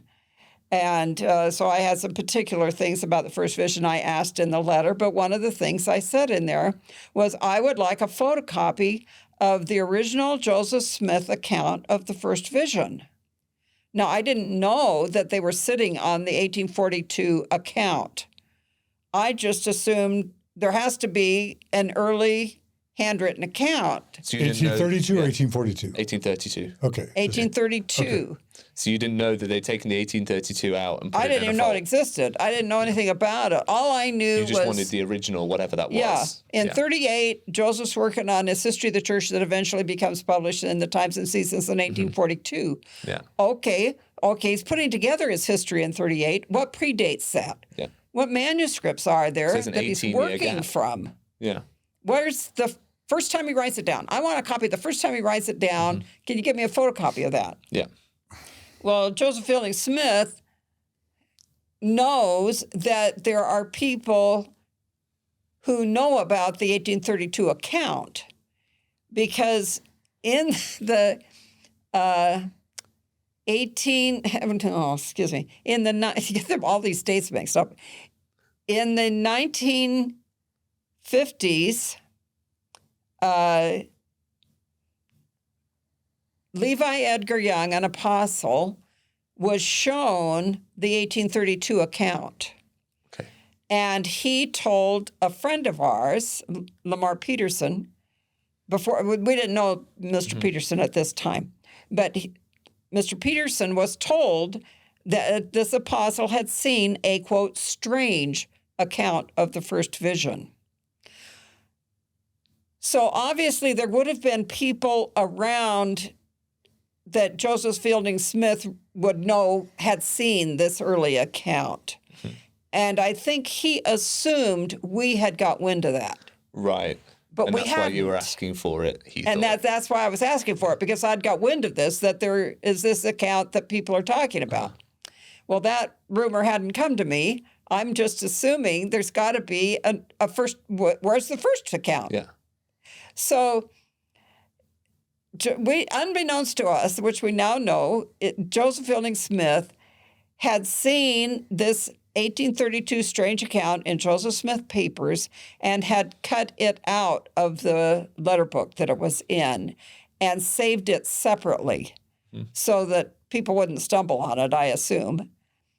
When the issue starts coming up about the earliest account of the first vision, at some point he evidently sticks those pages back in, and they're taped back in to make the document complete. So when I write, I want to see the first vision, Joseph Fielding Smith, assuming I know about this, which I don't, but I just think there ought to be an account. And I'm assuming at that point he decides that he's been sitting on it too long and maybe they needed to get this out, because he allows a copy to be given to a guy named Paul Chessman, who was writing a thesis at BYU, that his thesis, I think, is 64 about, and allows him to have a copy of the 1832 account for his thesis. So it all comes out then, but the thesis was not publicly available. People didn't know about this. A student at BYU in the 1960s heard about the thesis, saw it, and saw that it talked about this 1832 account, and told us he could get us a copy of it. So he sends us in the mail a copy of Chessman's thesis, but he didn't include the appendix, which had the full text of the 32 account. Right. The thesis only talks about it. It doesn't have the whole account. And we phoned the guy back. We said, wait a minute, where's the appendix? We got to have the whole text. So then the guy said, oh, sorry, and didn't know that was important. So he goes back and gets a photo of that and sends it to us. And, like bombshell, okay, here's the first account of the first vision. Now we know why Joseph Fielding Smith didn't want to send me a copy. Now I know why he said to my bishop, what would it prove if I gave it to her? She wouldn't believe it anyways. Because he knows it won't convince me. Right. And in my mind, I'm just thinking, well, you're making a lot of assumptions. What do you mean? Why wouldn't it convince me? Only if it doesn't read like you think it should. But I don't know that he's speaking as a fact that what would it prove if I showed it to you? You wouldn't believe anyways. Yeah, because he actually knows, hang on, He this is going to be knows. deeply challenging to you rather than helping you because Right. it's strange. And I think that was the title of your book, Joseph Smith's Strange Strange account of the first vision. Yeah. Yes, because that's the way it was first framed to us. Yeah. When our friend Lamar Peterson finally tells us, oh, yeah, I was told about that strange account by Levi Edgar Young, but I had to swear not to tell it to anyone while he was alive. And Levi Edgar Young, I think, dies in like 63, I think. And so Lamar feels free to tell me then. Right. About this strange account. And so the 1832 account first meets the light of day with Chesham and his work as an appendix. Right. But that's not widely spread at all. That's just an academic No, paper. it was hard to get access to the thesis. Yeah.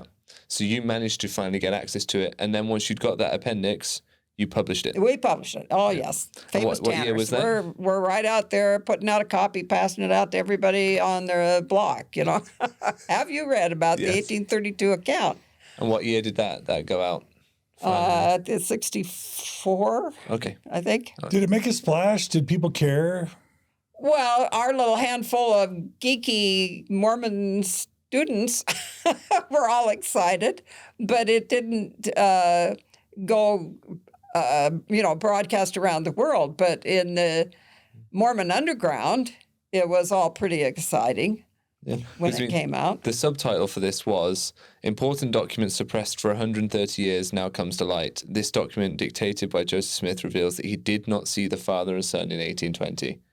That's quite a powerful statement to make about this account. And I think it holds up. You read it, and it does not make the claim that he sees two individuals. No, he just sees the Lord. He sees the Lord. Yes, which is obviously Christ, because it talks about him being the Savior. Mm-hmm. And this is where we can start to see, or you can start to add up, now that you know that there's been changes to the Book of Mormon, which you knew before this, and you can start to go, well, there was changes to the Book of Mormon. And then if you start to work out that some of those changes came in 1837 with the next edition, okay, well, the 1832 account of the first vision aligns with the theology of the 1830 Book of Mormon. And then the theology changes in 1837, and the subsequent vision account in 1838 all of a sudden has two individuals. So this starts to paint a picture, to me at least, of an evolving theology of Joseph Smith. Right, absolutely. Okay. And that's the problem with all of this history, is that what you end up with is an evolving history. Yeah. And the Mormons have tried in all of their publications to paint this picture of perfection. Everything is given from God, direct, no need to revise. Nothing changes. Nothing changes. This is the way God had ordained it all to be, and it just unfolds in this beautiful, ongoing stream of revelation. And yet now we know it's a patchwork of documents that repeatedly get revamped. And the funny thing in Mormon history and revelation is that the church, since the turn of the century, the last turn of the century, 1900 on, has been to downplay specifics. Whereas up till 1900, it was the ongoing work of God. They were all expecting Jesus to come back imminently. But since then, modern-day revelation seems to be detracting from what was given before, not giving new revelations. Yeah, it's no longer getting additive. less specific, not more specific. Really quickly, I just wanted to show our audience the resources that are available. So here's a copy of one of the books available at utlm.org, Falsification of Joseph Smith's History. That's a book worth checking out. Here's a visual of, some of the verbiage from Joseph Smith's first vision as first published and then as published today. And you can see that it almost doubles in length, just one passage. And if it were just sort of adding or if it were just kind of adding more details to, that would be one thing. But it's literally adding characters, adding personages to the first vision, and adding motives and changing motives. Right. It's problematic, and you just have to check out the original sources to see that. Here is, did we talk about Nephi versus Moroni No, and so that we're gonna go to change? those now. Okay, yeah, let's talk about that really quick, just because I've got the visual. Well, of this that. is so funny that the question is, who brings the Book of Mormon to Joseph Smith? Is it the first guy in the book, or is it the last guy in the book? And so you have this confusion in the documents of whether it's Moroni or Nephi. And it seems like at first it was Moroni, and then Joseph starts pinning it down that it's Nephi. So by the time Joseph Smith dies, the church newspaper and all is saying Nephi. And now the church has changed it back to put it Moroni. It's just, it shows that it's all invention. It's not real history, because how could you confuse Nephi at 600 BC with Moroni at 421 AD? And here I'll just show the visual as well. So we've got, as first published in the Times and Seasons, Volume 3, page 753, he called me by name and said that his name was Nephi. And then as published... Written above the line is Moroni. Yeah. Oh, say that again. So what do you mean? That's where they've made that change. They made the change on the manuscript. You can see on the visual. Okay, on that so in the visual, you've got... where that little triangle is at the bottom. And it's basically saying it's not Nephi, it's Moroni. Yeah. And so as published today, he called me by name and said that his name was Moroni. And I'm guessing that now in 2025, you could go to the Joseph Smith Papers Project and it would show this source document with the Moroni added in. Right. But again, would the Joseph Smith Papers Project even had happened if you and Jerald hadn't have shown the world that there were problems with the source documents? They might have eventually got around to publishing all of that, but I think it would have taken them longer. It's not like they ran out and immediately started opening the archives and showing people these things. No. But this speaks to an issue Joseph seemed to have quite a lot with knowing who he was talking to and what what heavenly visitors were called. You know, the Elias issue as well in Kirtland, right? He's got the Greek and the Hebrew name for the same prophet, right? Thinking they're separate individuals, right? I don't think that gets enough attention sometimes.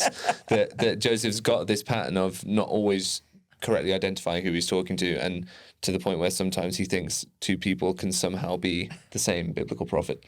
And it's one thing if it's just someone in his neighborhood from 12 years ago, but if it's like angels or divine beings, God and Jesus, it starts to strain credulity. Here really quickly is another book that I think has already been mentioned, Joseph Smith's Strange Account of the First Vision. Yeah. And that's also available on utlm.org. And if all that weren't enough, what's the next topic we have, Nemo? The next briefly. topic, so briefly, we've got changes to the Doctrine and Covenants. We've got a couple of slides here. I think tell us that story.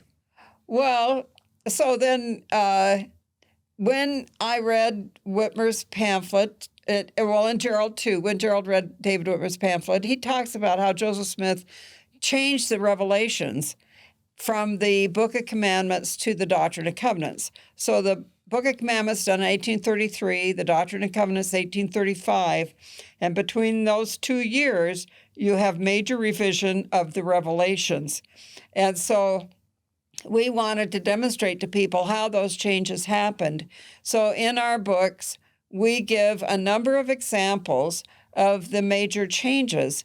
And so you look at your Doctrine and Covenants today, and sections 2, 7, and 27, as I recall, all have to do with priesthood restoration, but they weren't in the original. 27 was in the original, but it was shorter. And Joseph has expanded it to put in all kind of visions of different people in the Revelation that weren't mentioned in the first printing.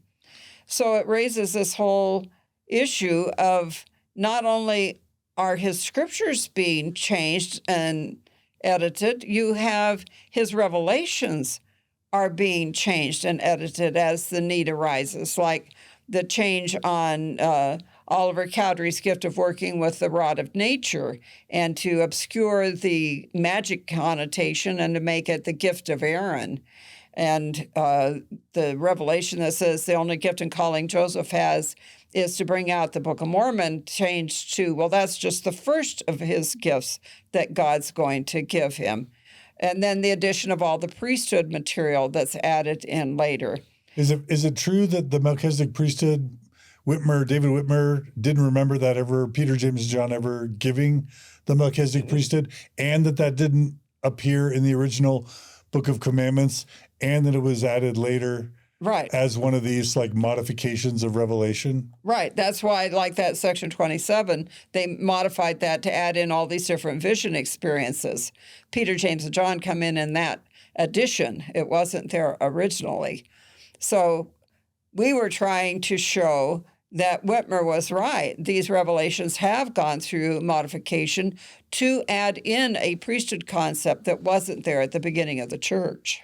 Is it possible Whitmer just was left out of the loop when Peter, James, and John came into town and gave them? You're laughing, Nemo. Why are you laughing? I don't know, maybe you weren't being sarcastic, but it felt a little bit. It was. Well, no, but the documents show that there was a change, that you don't have the earliest printed documents of Mormonism talking about a priesthood, a Melchizedek priesthood, like they would talk about today, that we can show through the additions of the Book of Commandments, Doctrine and Covenants, the addition of these concepts into the text.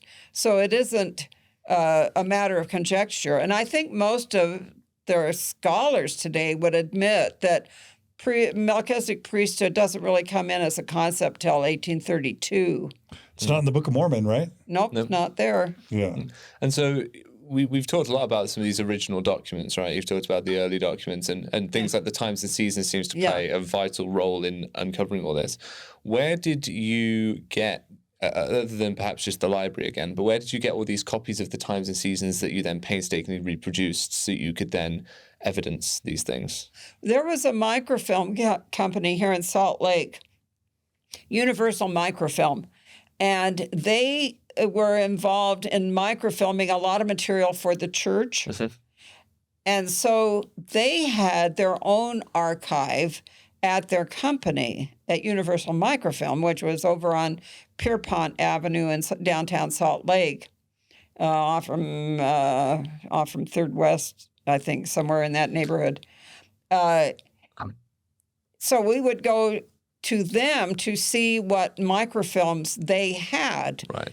And so they had many of these microfilms of these early documents that we could then buy a microfilm. Mm-hmm. And then we had to send the microfilm to California to a company out there that could run them through a special process that would make paper master material to print from. Mm-hmm.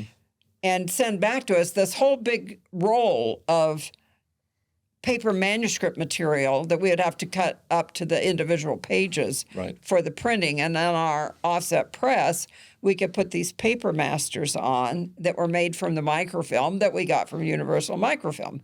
It's all a process, huh? Yes, it was a long process and what a faff.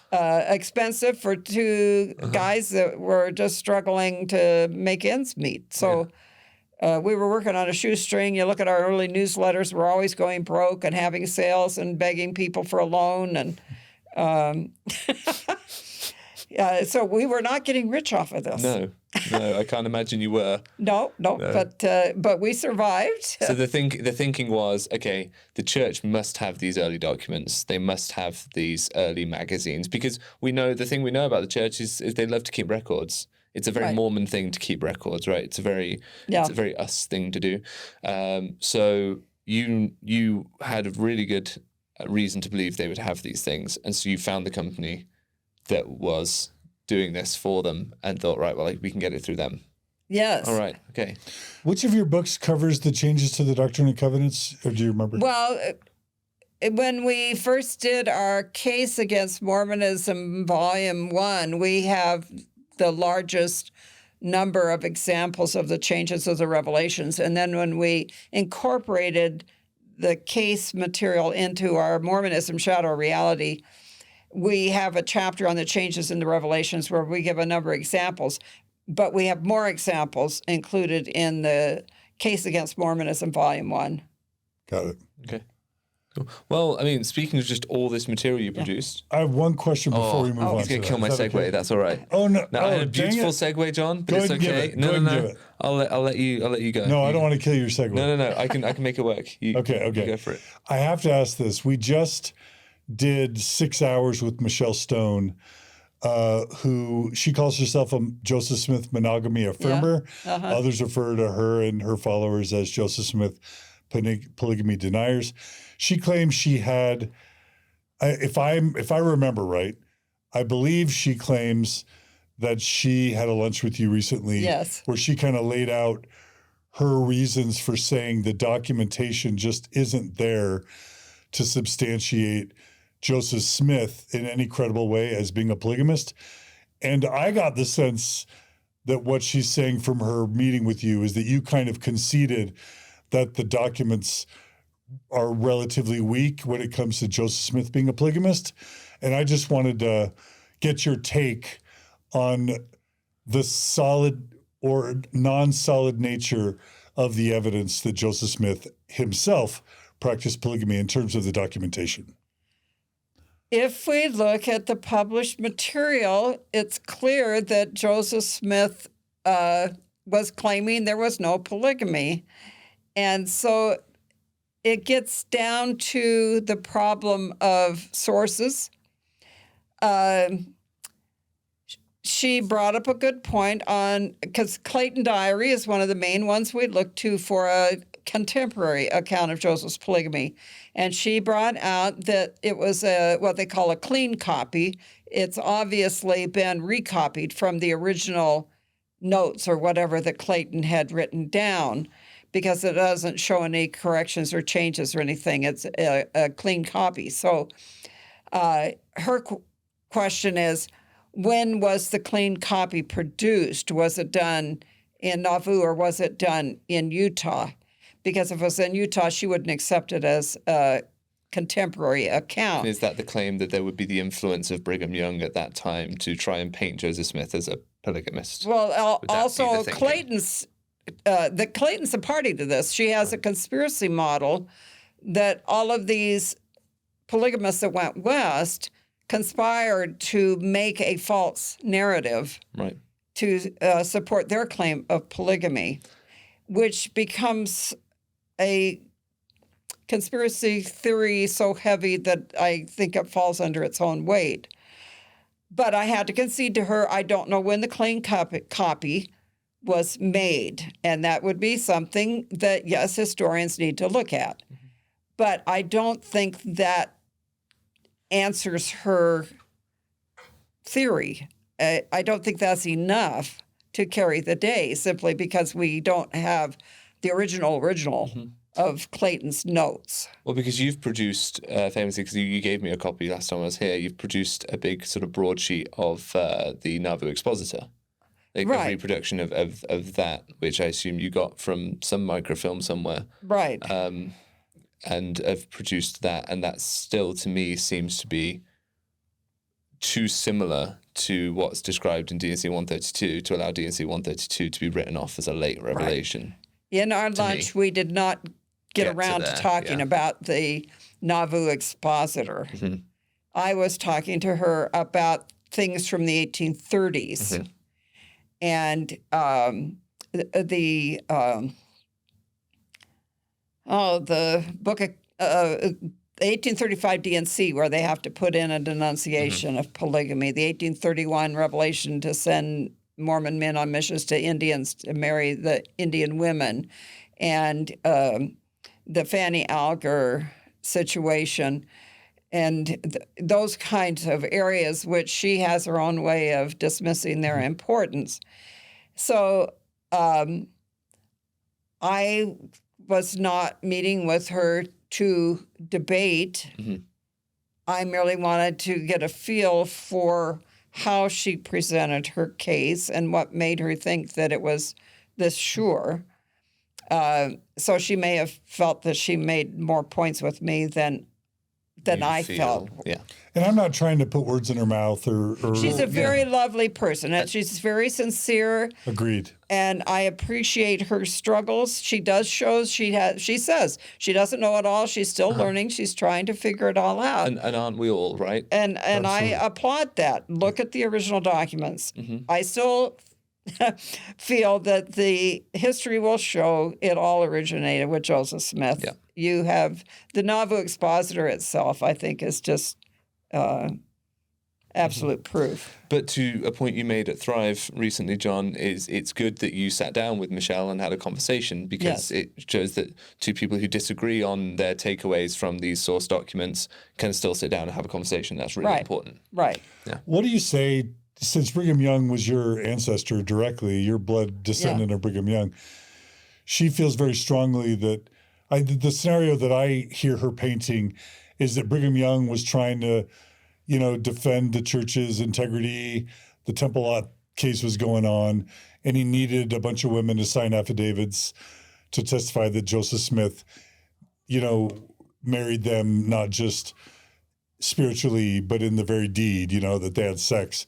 So the way she paints the picture is basically they just come up with these templates of affidavits, shove them in the faces of all these women that weren't Joseph Smith's wives, or maybe they were only his wives spiritually only. And Brigham Young and his goons just basically force these many women to either just sign some affidavit that someone else wrote for them or pressured them to write their own affidavit to claim they had sex with Joseph when they didn't. Would you put that past Brigham Young and his Heber C. Kimball and his colleagues? No, I don't think that they would have made up that grand a conspiracy against Joseph Smith.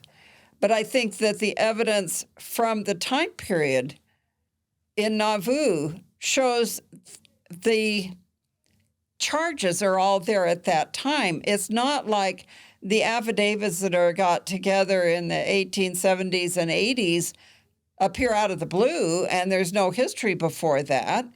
I mean, if that were the case, that just suddenly, bam, we have all these very late statements by these women, it might be something to think about. How sure are we that they're telling the truth about something that happened all these years before?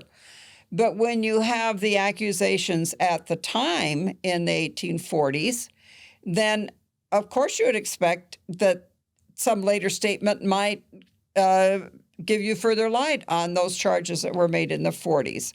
I think Bennett's book and the Nauvoo Expositor are issues you just can't get around. The claims are all there for it. She'll say Bennett's a scallywag. You can't trust a thing he says. Well, he is a scallywag, and he makes stuff out. It doesn't mean he's wrong. But he's naming the women that we do know end up being Joseph Smith's plural wives. Is that just a lucky guess?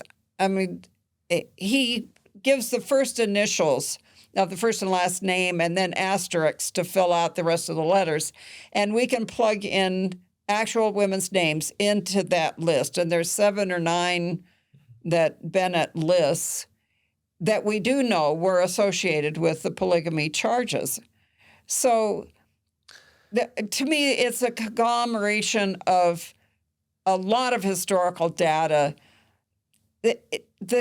Her theory would require not just Brigham Young, but the 12 to be in some sort of mass conspiracy to put together this scenario, like the Clayton Diary, Wilford Woodruff's diaries, all these men that are living through the Nauvoo period and then coming west to practice polygamy. That is their life stories. And it just is wishful thinking. And while I sat there talking with her, I kept reminding myself, this is me when I still believe the Book of Mormon, talking to my friend Lamar Peterson, who would kindly say to us, well, here's another document you might want to read and consider. And it finally worked. Yeah. Yeah, I mean, she'll acknowledge that if Joseph Smith didn't practice polygamy, but the next 10 Mormon prophets, seers, and revelators all engaged in a conspiracy to defraud or to fool or to mislead God's restored one true church for 100, 200 years, she'll admit that's a problem for the modern day LDS church, right? It's kind of super problematic either way. Yeah. I think she'll admit that. Okay. Well, now your magical segue, Nemo. Oh, I've got to try and find one from there. Well, okay, so speaking of reaching out to individuals and spending a lot of time with individuals, you did spend a lot of time providing resources and support to thousands of people who doubted the Mormon Church. Is that a good enough segue, John? That's great. It's fantastic. So, as long as you're happy with it, yeah, I'm happy. I'm happy. Okay. So the Utah Lighthouse Ministry, we've already spoken about the fact that all this stuff's available online free. Right, and the bookstore's no longer open. Is that correct? Right. So but it's all, the website's still running. People can get all this stuff. Right. It's all up there. So it's one thing to discover all these things about the church, and it's one thing to go to all the effort of finding all these documents and trying to piece together this narrative for yourself. It's another to then go out there and share that with others and try and support others, and both in just publishing your materials, but also having personal conversations with people, support others. What do you feel drove you to do that? In our personal quest in trying to figure out the truth claims of Mormonism was also our effort to try to determine, well, if Mormonism isn't true, what do we believe? Do we believe Christianity? Do we chuck it all? Do we keep some of it? What does it mean not to be a Mormon and to be a Christian? So we felt that through our studies and experiences of studying the Bible, specifically the New Testament, the story of Christ, that we could believe that part of what we'd been raised with. But the rest of it, all of Mormonism, had to be set aside. And then the question was, where do you fit after you leave Mormonism? Which we didn't.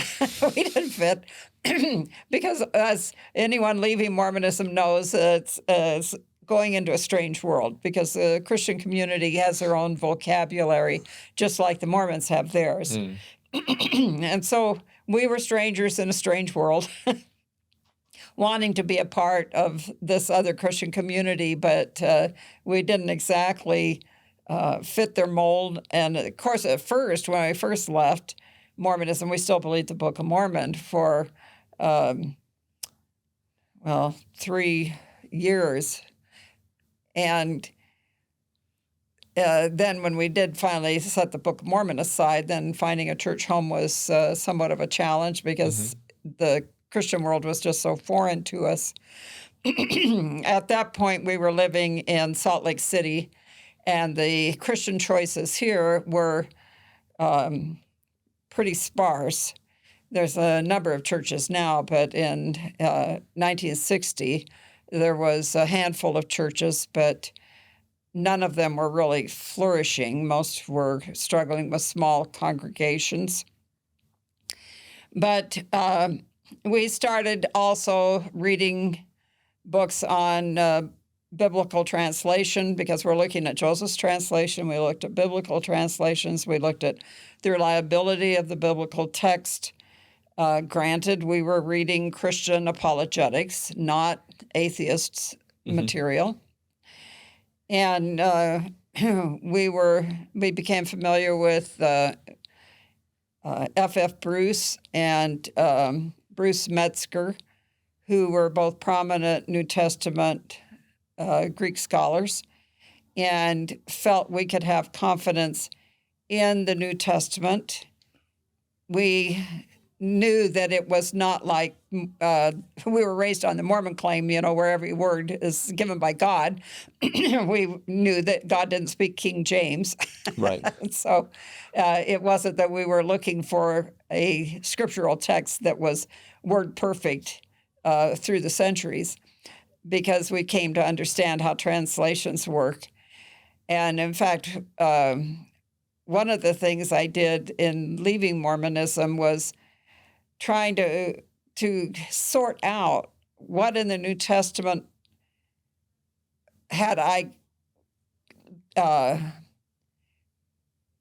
known the right interpretation, or how much of it was tainted by Mormonism. So I went and bought a copy of the Phillips paraphrased New Testament to read, because all I'd read up till then was King James. And that helped me to rethink all the verses. So it's one of my advices to people on leaving Mormonism. If you're only used to reading the King James, get a modern day translation. You can go back to the King James later if you're really in love with it. Most of us have a hard time anymore understanding King James. And by reading the Phillips translation, I would come along and I would hit different verses, and I'd think, I don't remember that. And I'd have to go look at my King James. Oh, that's what it was about. I had totally misunderstood what the conversation was because of coming at it from either a Mormon understanding or just a lack of simple understanding at all of just the verbiage of King James was confusing. So through those studies, we felt we could hang on to Christianity. And shopping around for church was a bit of a challenge, because, again, we had our own prejudices, like serving coffee in the lobby was kind of a shock, and the more lax dress code was a shock. Of course, in 1960, it wasn't the shock that it is nowadays. I think there's an even bigger cultural gap for the Mormon today than when we transitioned. We didn't have to try to decipher all of the modern day changes that have happened in evangelical worship services that for a Mormon would seem a little too informal. But so for our driving force is we felt an obligation to set the record straight, that the Mormon needed to know that there was a Christianity out there that was not Mormonism. Something that would give them a sense of forgiveness and not burden them with this treadmill of perfection. That, you screw up, then you come and ask forgiveness and you can go on with your life. You don't have to keep beating yourself up. And I know some Christians find that experience anyways through their own path. But we saw that there was a difference in the Mormon way of dealing with guilt and forgiveness that burdened you in a way that I felt Christianity could set you free from. Okay. So we wanted to share a more positive, helpful Christianity than what they were experiencing. And we felt that the Mormons were held prisoner in a series of texts that bound them to a false claim by a false prophet that if they could just go back to the New Testament, they would find a much simpler, more direct access to God that would give them a happier life and the sense of security of finding forgiveness through God, that this eternal stretch of trying to keep worthy of the temple ritual, that you have to keep all the commandments in order to get this prize at the end of the road, was so exhausting. And so part of our surge was not just to undermine the claims of Mormonism, but to try to help people see a path through that to a life of worshiping God in a more wholesome, healthier way. Yeah, you didn't want to throw the baby out with the bathwater. Right. Which, I mean, if you look at the ex-Mormon community, by and large, you will see an overwhelming sort of lean towards atheism, I would say. You see a lot of people, certainly more vocally, will talk about, just losing all faith. Right. So I think it's important to also talk to people like yourself who have maintained a Christian faith after leaving Mormonism. I have noticed you keep calling them the Mormons. And well, no, you've been around long enough not to care what Russell M. Nelson wants or doesn't want, right? But about what to call the church. But it's interesting to me to hear you talk about the Mormons, knowing that you're a direct descendant of Brigham Young, knowing that it's almost always going to be a part of you. Oh, Mormonism. Yeah. I'm DNA Mormon. Yeah. But yet you are at this point now where you can almost talk about in a detached sense and talk about the Mormons, but that isn't you. How did you come to that place? Because I imagine it's more than just deconstructing your belief system. For you, it's your DNA, it's your people, it's all that. How did you get through that? Well, I think that gradually shifting my friendships to mainly people who had no Mormon background, you come to seeing a separation between the two camps. Mm-hmm. Although I have to say at this point, many of my close friends are former Mormons. Many of my church associations are former Mormons. But we don't sit around and talk Mormonism. Mm. So I have my historical-oriented friends that we talk Mormon stuff. Yeah. But in day-to-day converse, it's just not a part of my regular world. I've got a couple more questions, but you jump in with what you have first. But are you going to leave Christianity or? We can stay on Christianity. Yeah. Oh, were those part of your questions? No. Oh, okay. So let's stay on that. So really quick. So Sandra, we talked about this in depth in my interview with you, but I'm sure you're familiar with the criticism. Sandra and Jerald were great to deconstruct Mormonism, but they just were unwilling to apply that same criticism to the Bible and Christianity. What's your quick response to that criticism? I'm sure you've heard 20,000 times. Well, that assumes that if you had all this education and all of these documents, that no one in their right mind would still believe. And I would say that I think there are thousands of professional biblical scholars that still believe in Christianity. Granted, I have not read extensively. Jerald read far more extensively than I did on biblical problems and scholarship. But I feel that the historical record clearly shows there was a Jesus. You have to explain the explosive start of Christianity some way, that this unknown guy in Nazareth, Jerusalem area, run around Galilee, could cause such an eruption in the order of things at the time. To me, it makes sense that the followers firmly believed that they had witnessed a miraculous event, that this man had truly resurrected and come back to them. And I felt the manuscript evidence for the New Testament is early enough to prove that it predates the single pressure of any one group or person to tamper with the text, that we have historical foundations for the story.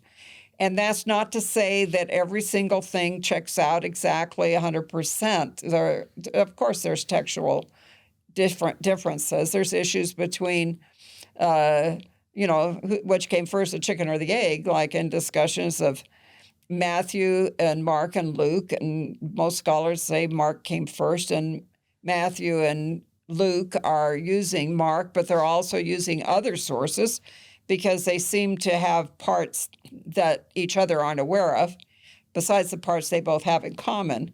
So there are textual issues there, but I believe it still presents a story of this man who had this miraculous claim of resurrection that founded a movement that I believe bears historical underpinnings. So I haven't read it all, but to me, it's enough to secure my faith. And is, I guess, a witness of the Holy Ghost still something you feel yes. is also a valuable? Yes, I would feel there is a spiritual element to it, and I don't talk about that as much because I know that when you get into the realm of personal experience, everyone just writes it off as a Mormon testimony. But that's a part. I mean, but that's it is a part of of my experience. Yes. Okay. Cool. And I would say to that, a lot of people say to me, or not necessarily to me, but certainly to people who, when they just choose to leave the church wholesale, they say, but what about your spiritual experiences? And I think an important thing to recognize is that those things still happened to you. You still had strong emotional feelings. You still had whatever you want to call it now. You may frame it differently, but it doesn't mean it didn't happen. And it doesn't mean we don't continue to experience those feelings. So if the way you frame that now works for you, there's no reason to dismiss you having those spiritual experiences, I guess is what I would say to that.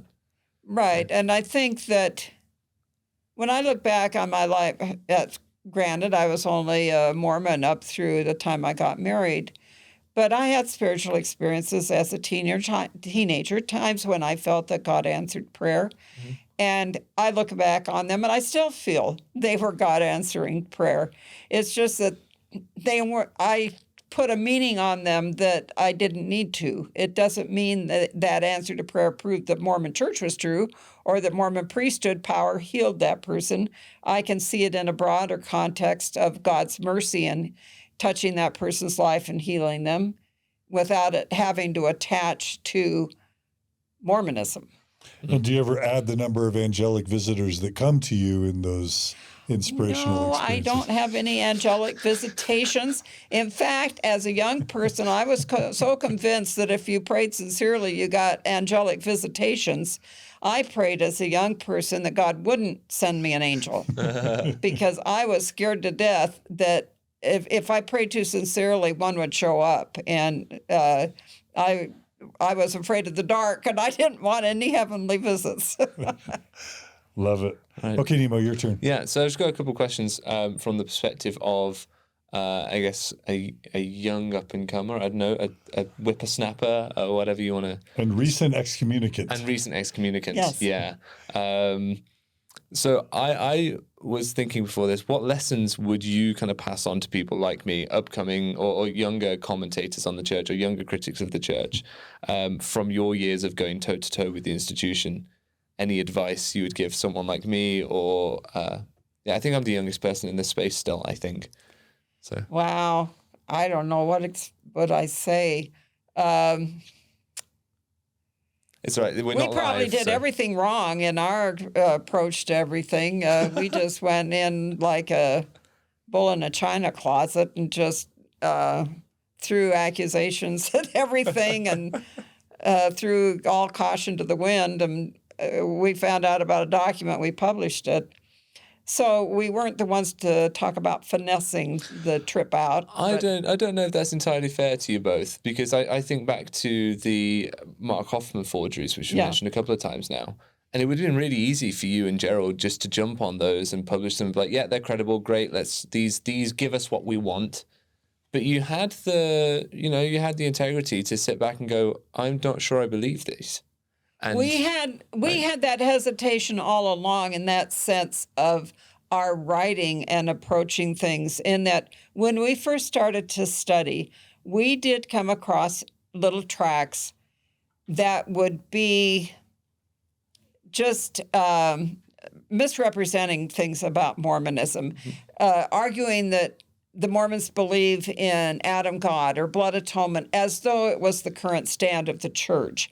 And we were upset that the Christian community wasn't careful enough of how they wrote things up to represent what the current status was or what was a past teaching, or make the quotes accurate. We found some people that would give talks and they would get up and make reference to some talk and they'd say, oh, and that Brigham Young said that. And I'm thinking, no, I think that was Orson Pratt, And things like that would happen enough that we were very careful always to want our material to be verifiable. Mm-hmm. That if I told you the document was at thus and so place, if you went and looked it up, it would be there. Mm. So when the Hoffman stuff came along, at first we were excited about the whole thing, but when questions started to come up in Jerald's mind, then he was willing to step back and say, we need to take a second look at this. Mm-hmm. And just because it favored our narrative, that we weren't going to push forward on saying, oh, you've got to accept these. Yeah. But we were always concerned with accuracy because we, in our own search, had run across inaccuracy enough that we were disheartened by it. Mm. So we want to make sure that when we put out something, we could stand behind it. And I resonate with that personally, and I think I've learned that lesson, which is why every YouTube video I make has all my sources listed in the description, because I want people, like you said, to be able to go and look at what I've read, and if they disagree with my interpretation, right, at least we're looking at the same source document that we're disagreeing over. Right. They're not having to take my word for it or anything like that. But I am lucky to have all these source documents available to me now in a way they weren't available to you. And so I wonder, what do you think the future of sort of challenging the church and trying to keep the church honest is going to look like in this new period where the church is publishing the Joseph Smith papers? What's the difference between a church that just isn't publishing anything and is trying to keep it all hidden, to now dealing with a church that's publishing loads but maybe not giving the most honest commentary to go alongside it? Right. So it's kind of like telling someone, oh, that's all in the Library of Congress. Mm. they can put everything up in the Joseph Smith papers, but it's like saying, oh, well, everything's at the library. All my references are at the library. Just go find them. Yeah. And so it's going to continue to be an issue for people to sort out what the church has put up on their material to show where it's relevant, what things have changed. Because just even the changes we're talking about today, they can be verified in a lot of them in the Joseph Smith papers, but you got to know where to look. Yeah. Mormons don't even know to ask the question, let alone where to look. Right. So as the church continues to modify how it presents a story into this marshmallow, simplified narrative of, oh, well, it doesn't matter how it came to us. It came by revelation. It's all from God.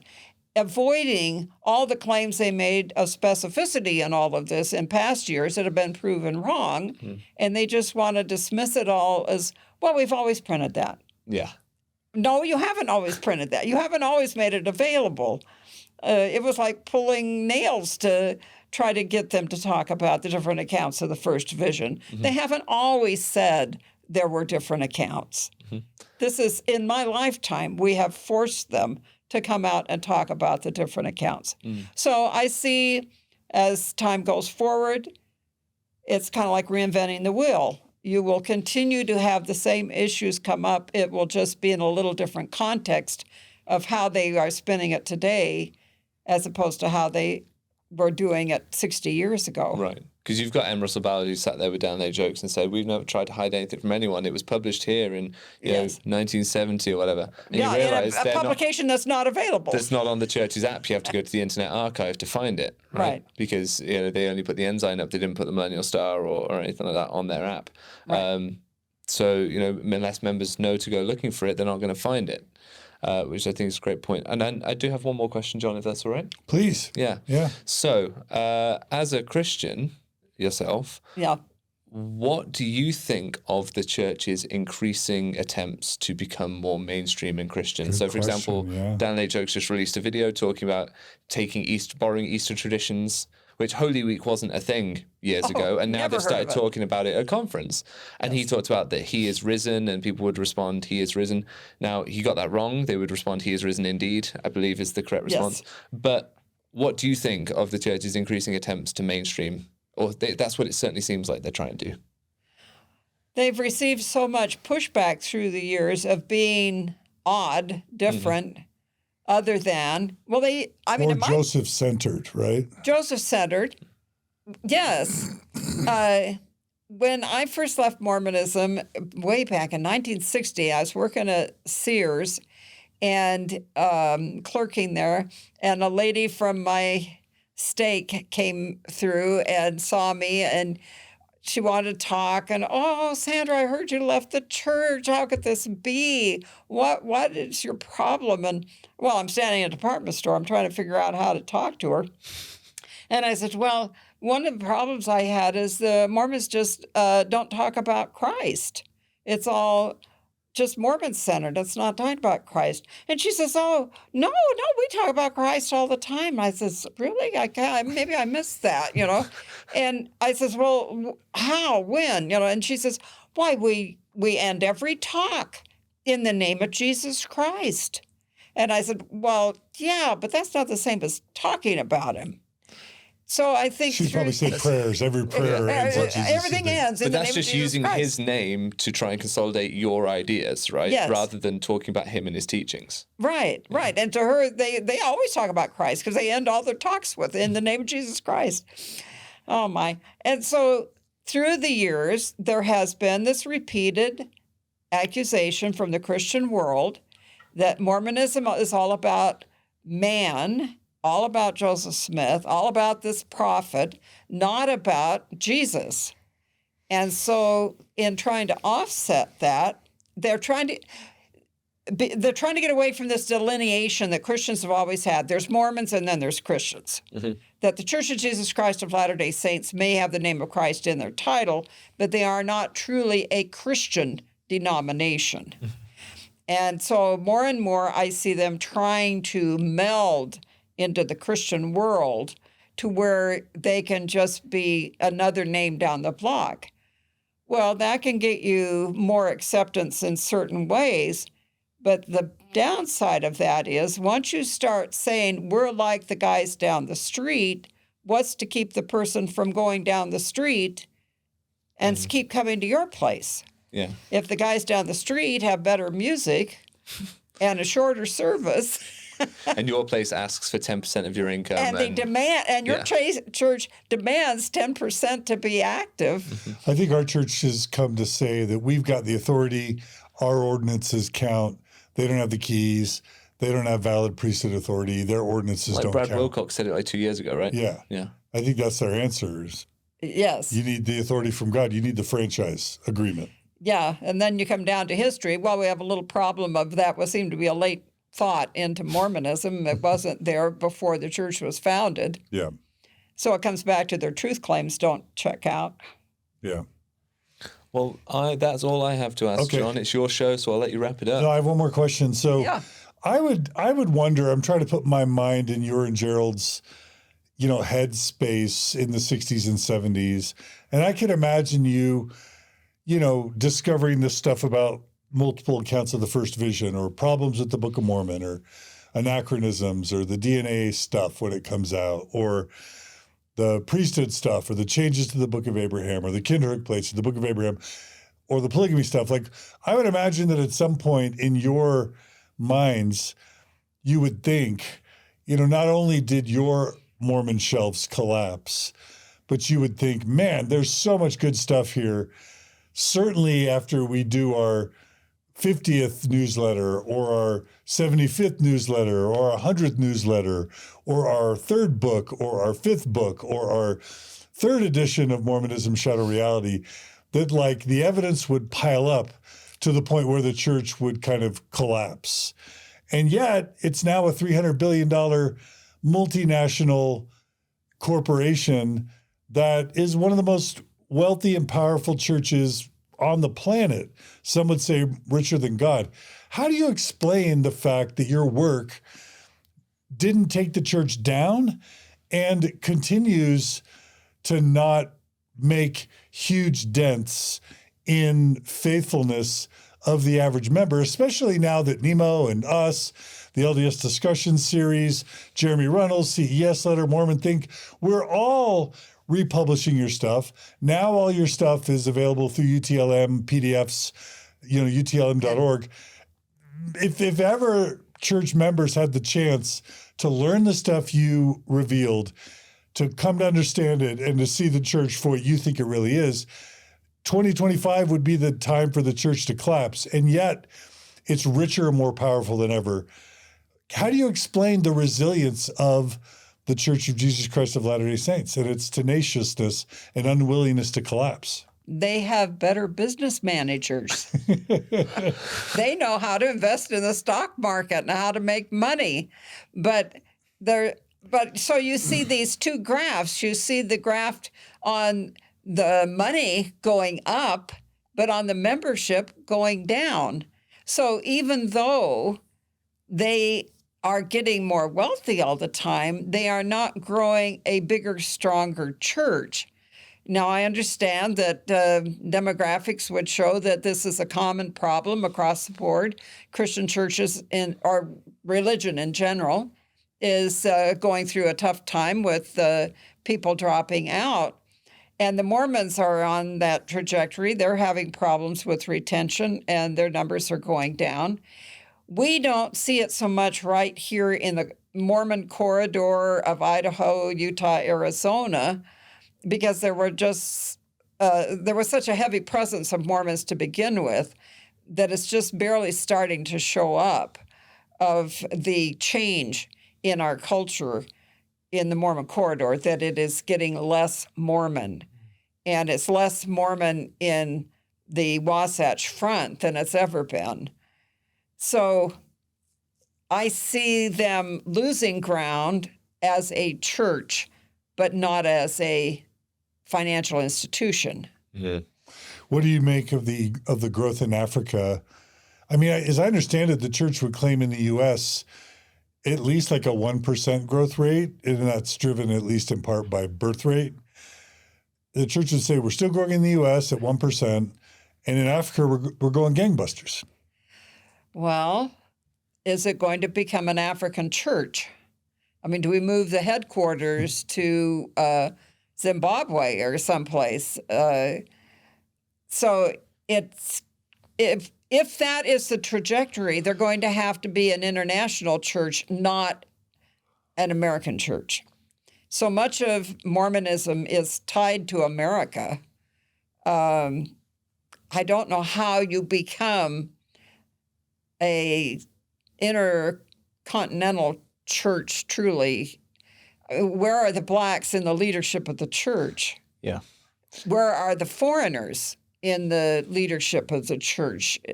When you get up to the top 15, you only have a couple of non-American people up there. It says, Because there's one Brazilian guy, right? There's a Brazilian guy, there's a German guy, and a Brit. And Gong is what? Gong's born in America to Chinese parents. Okay. But yeah, Patrick so Kieran's British. we have seen a demise in maybe church leaders that have pioneer ancestry.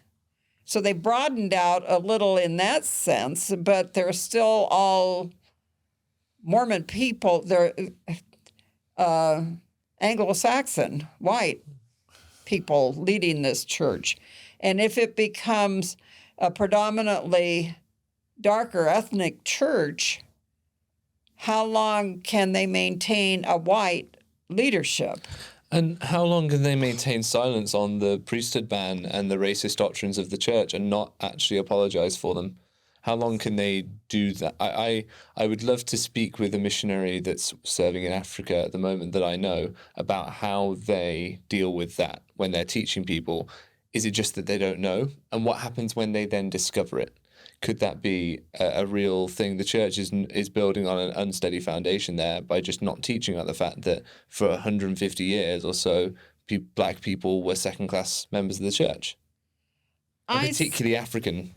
I suspect some of them would just say that, but that is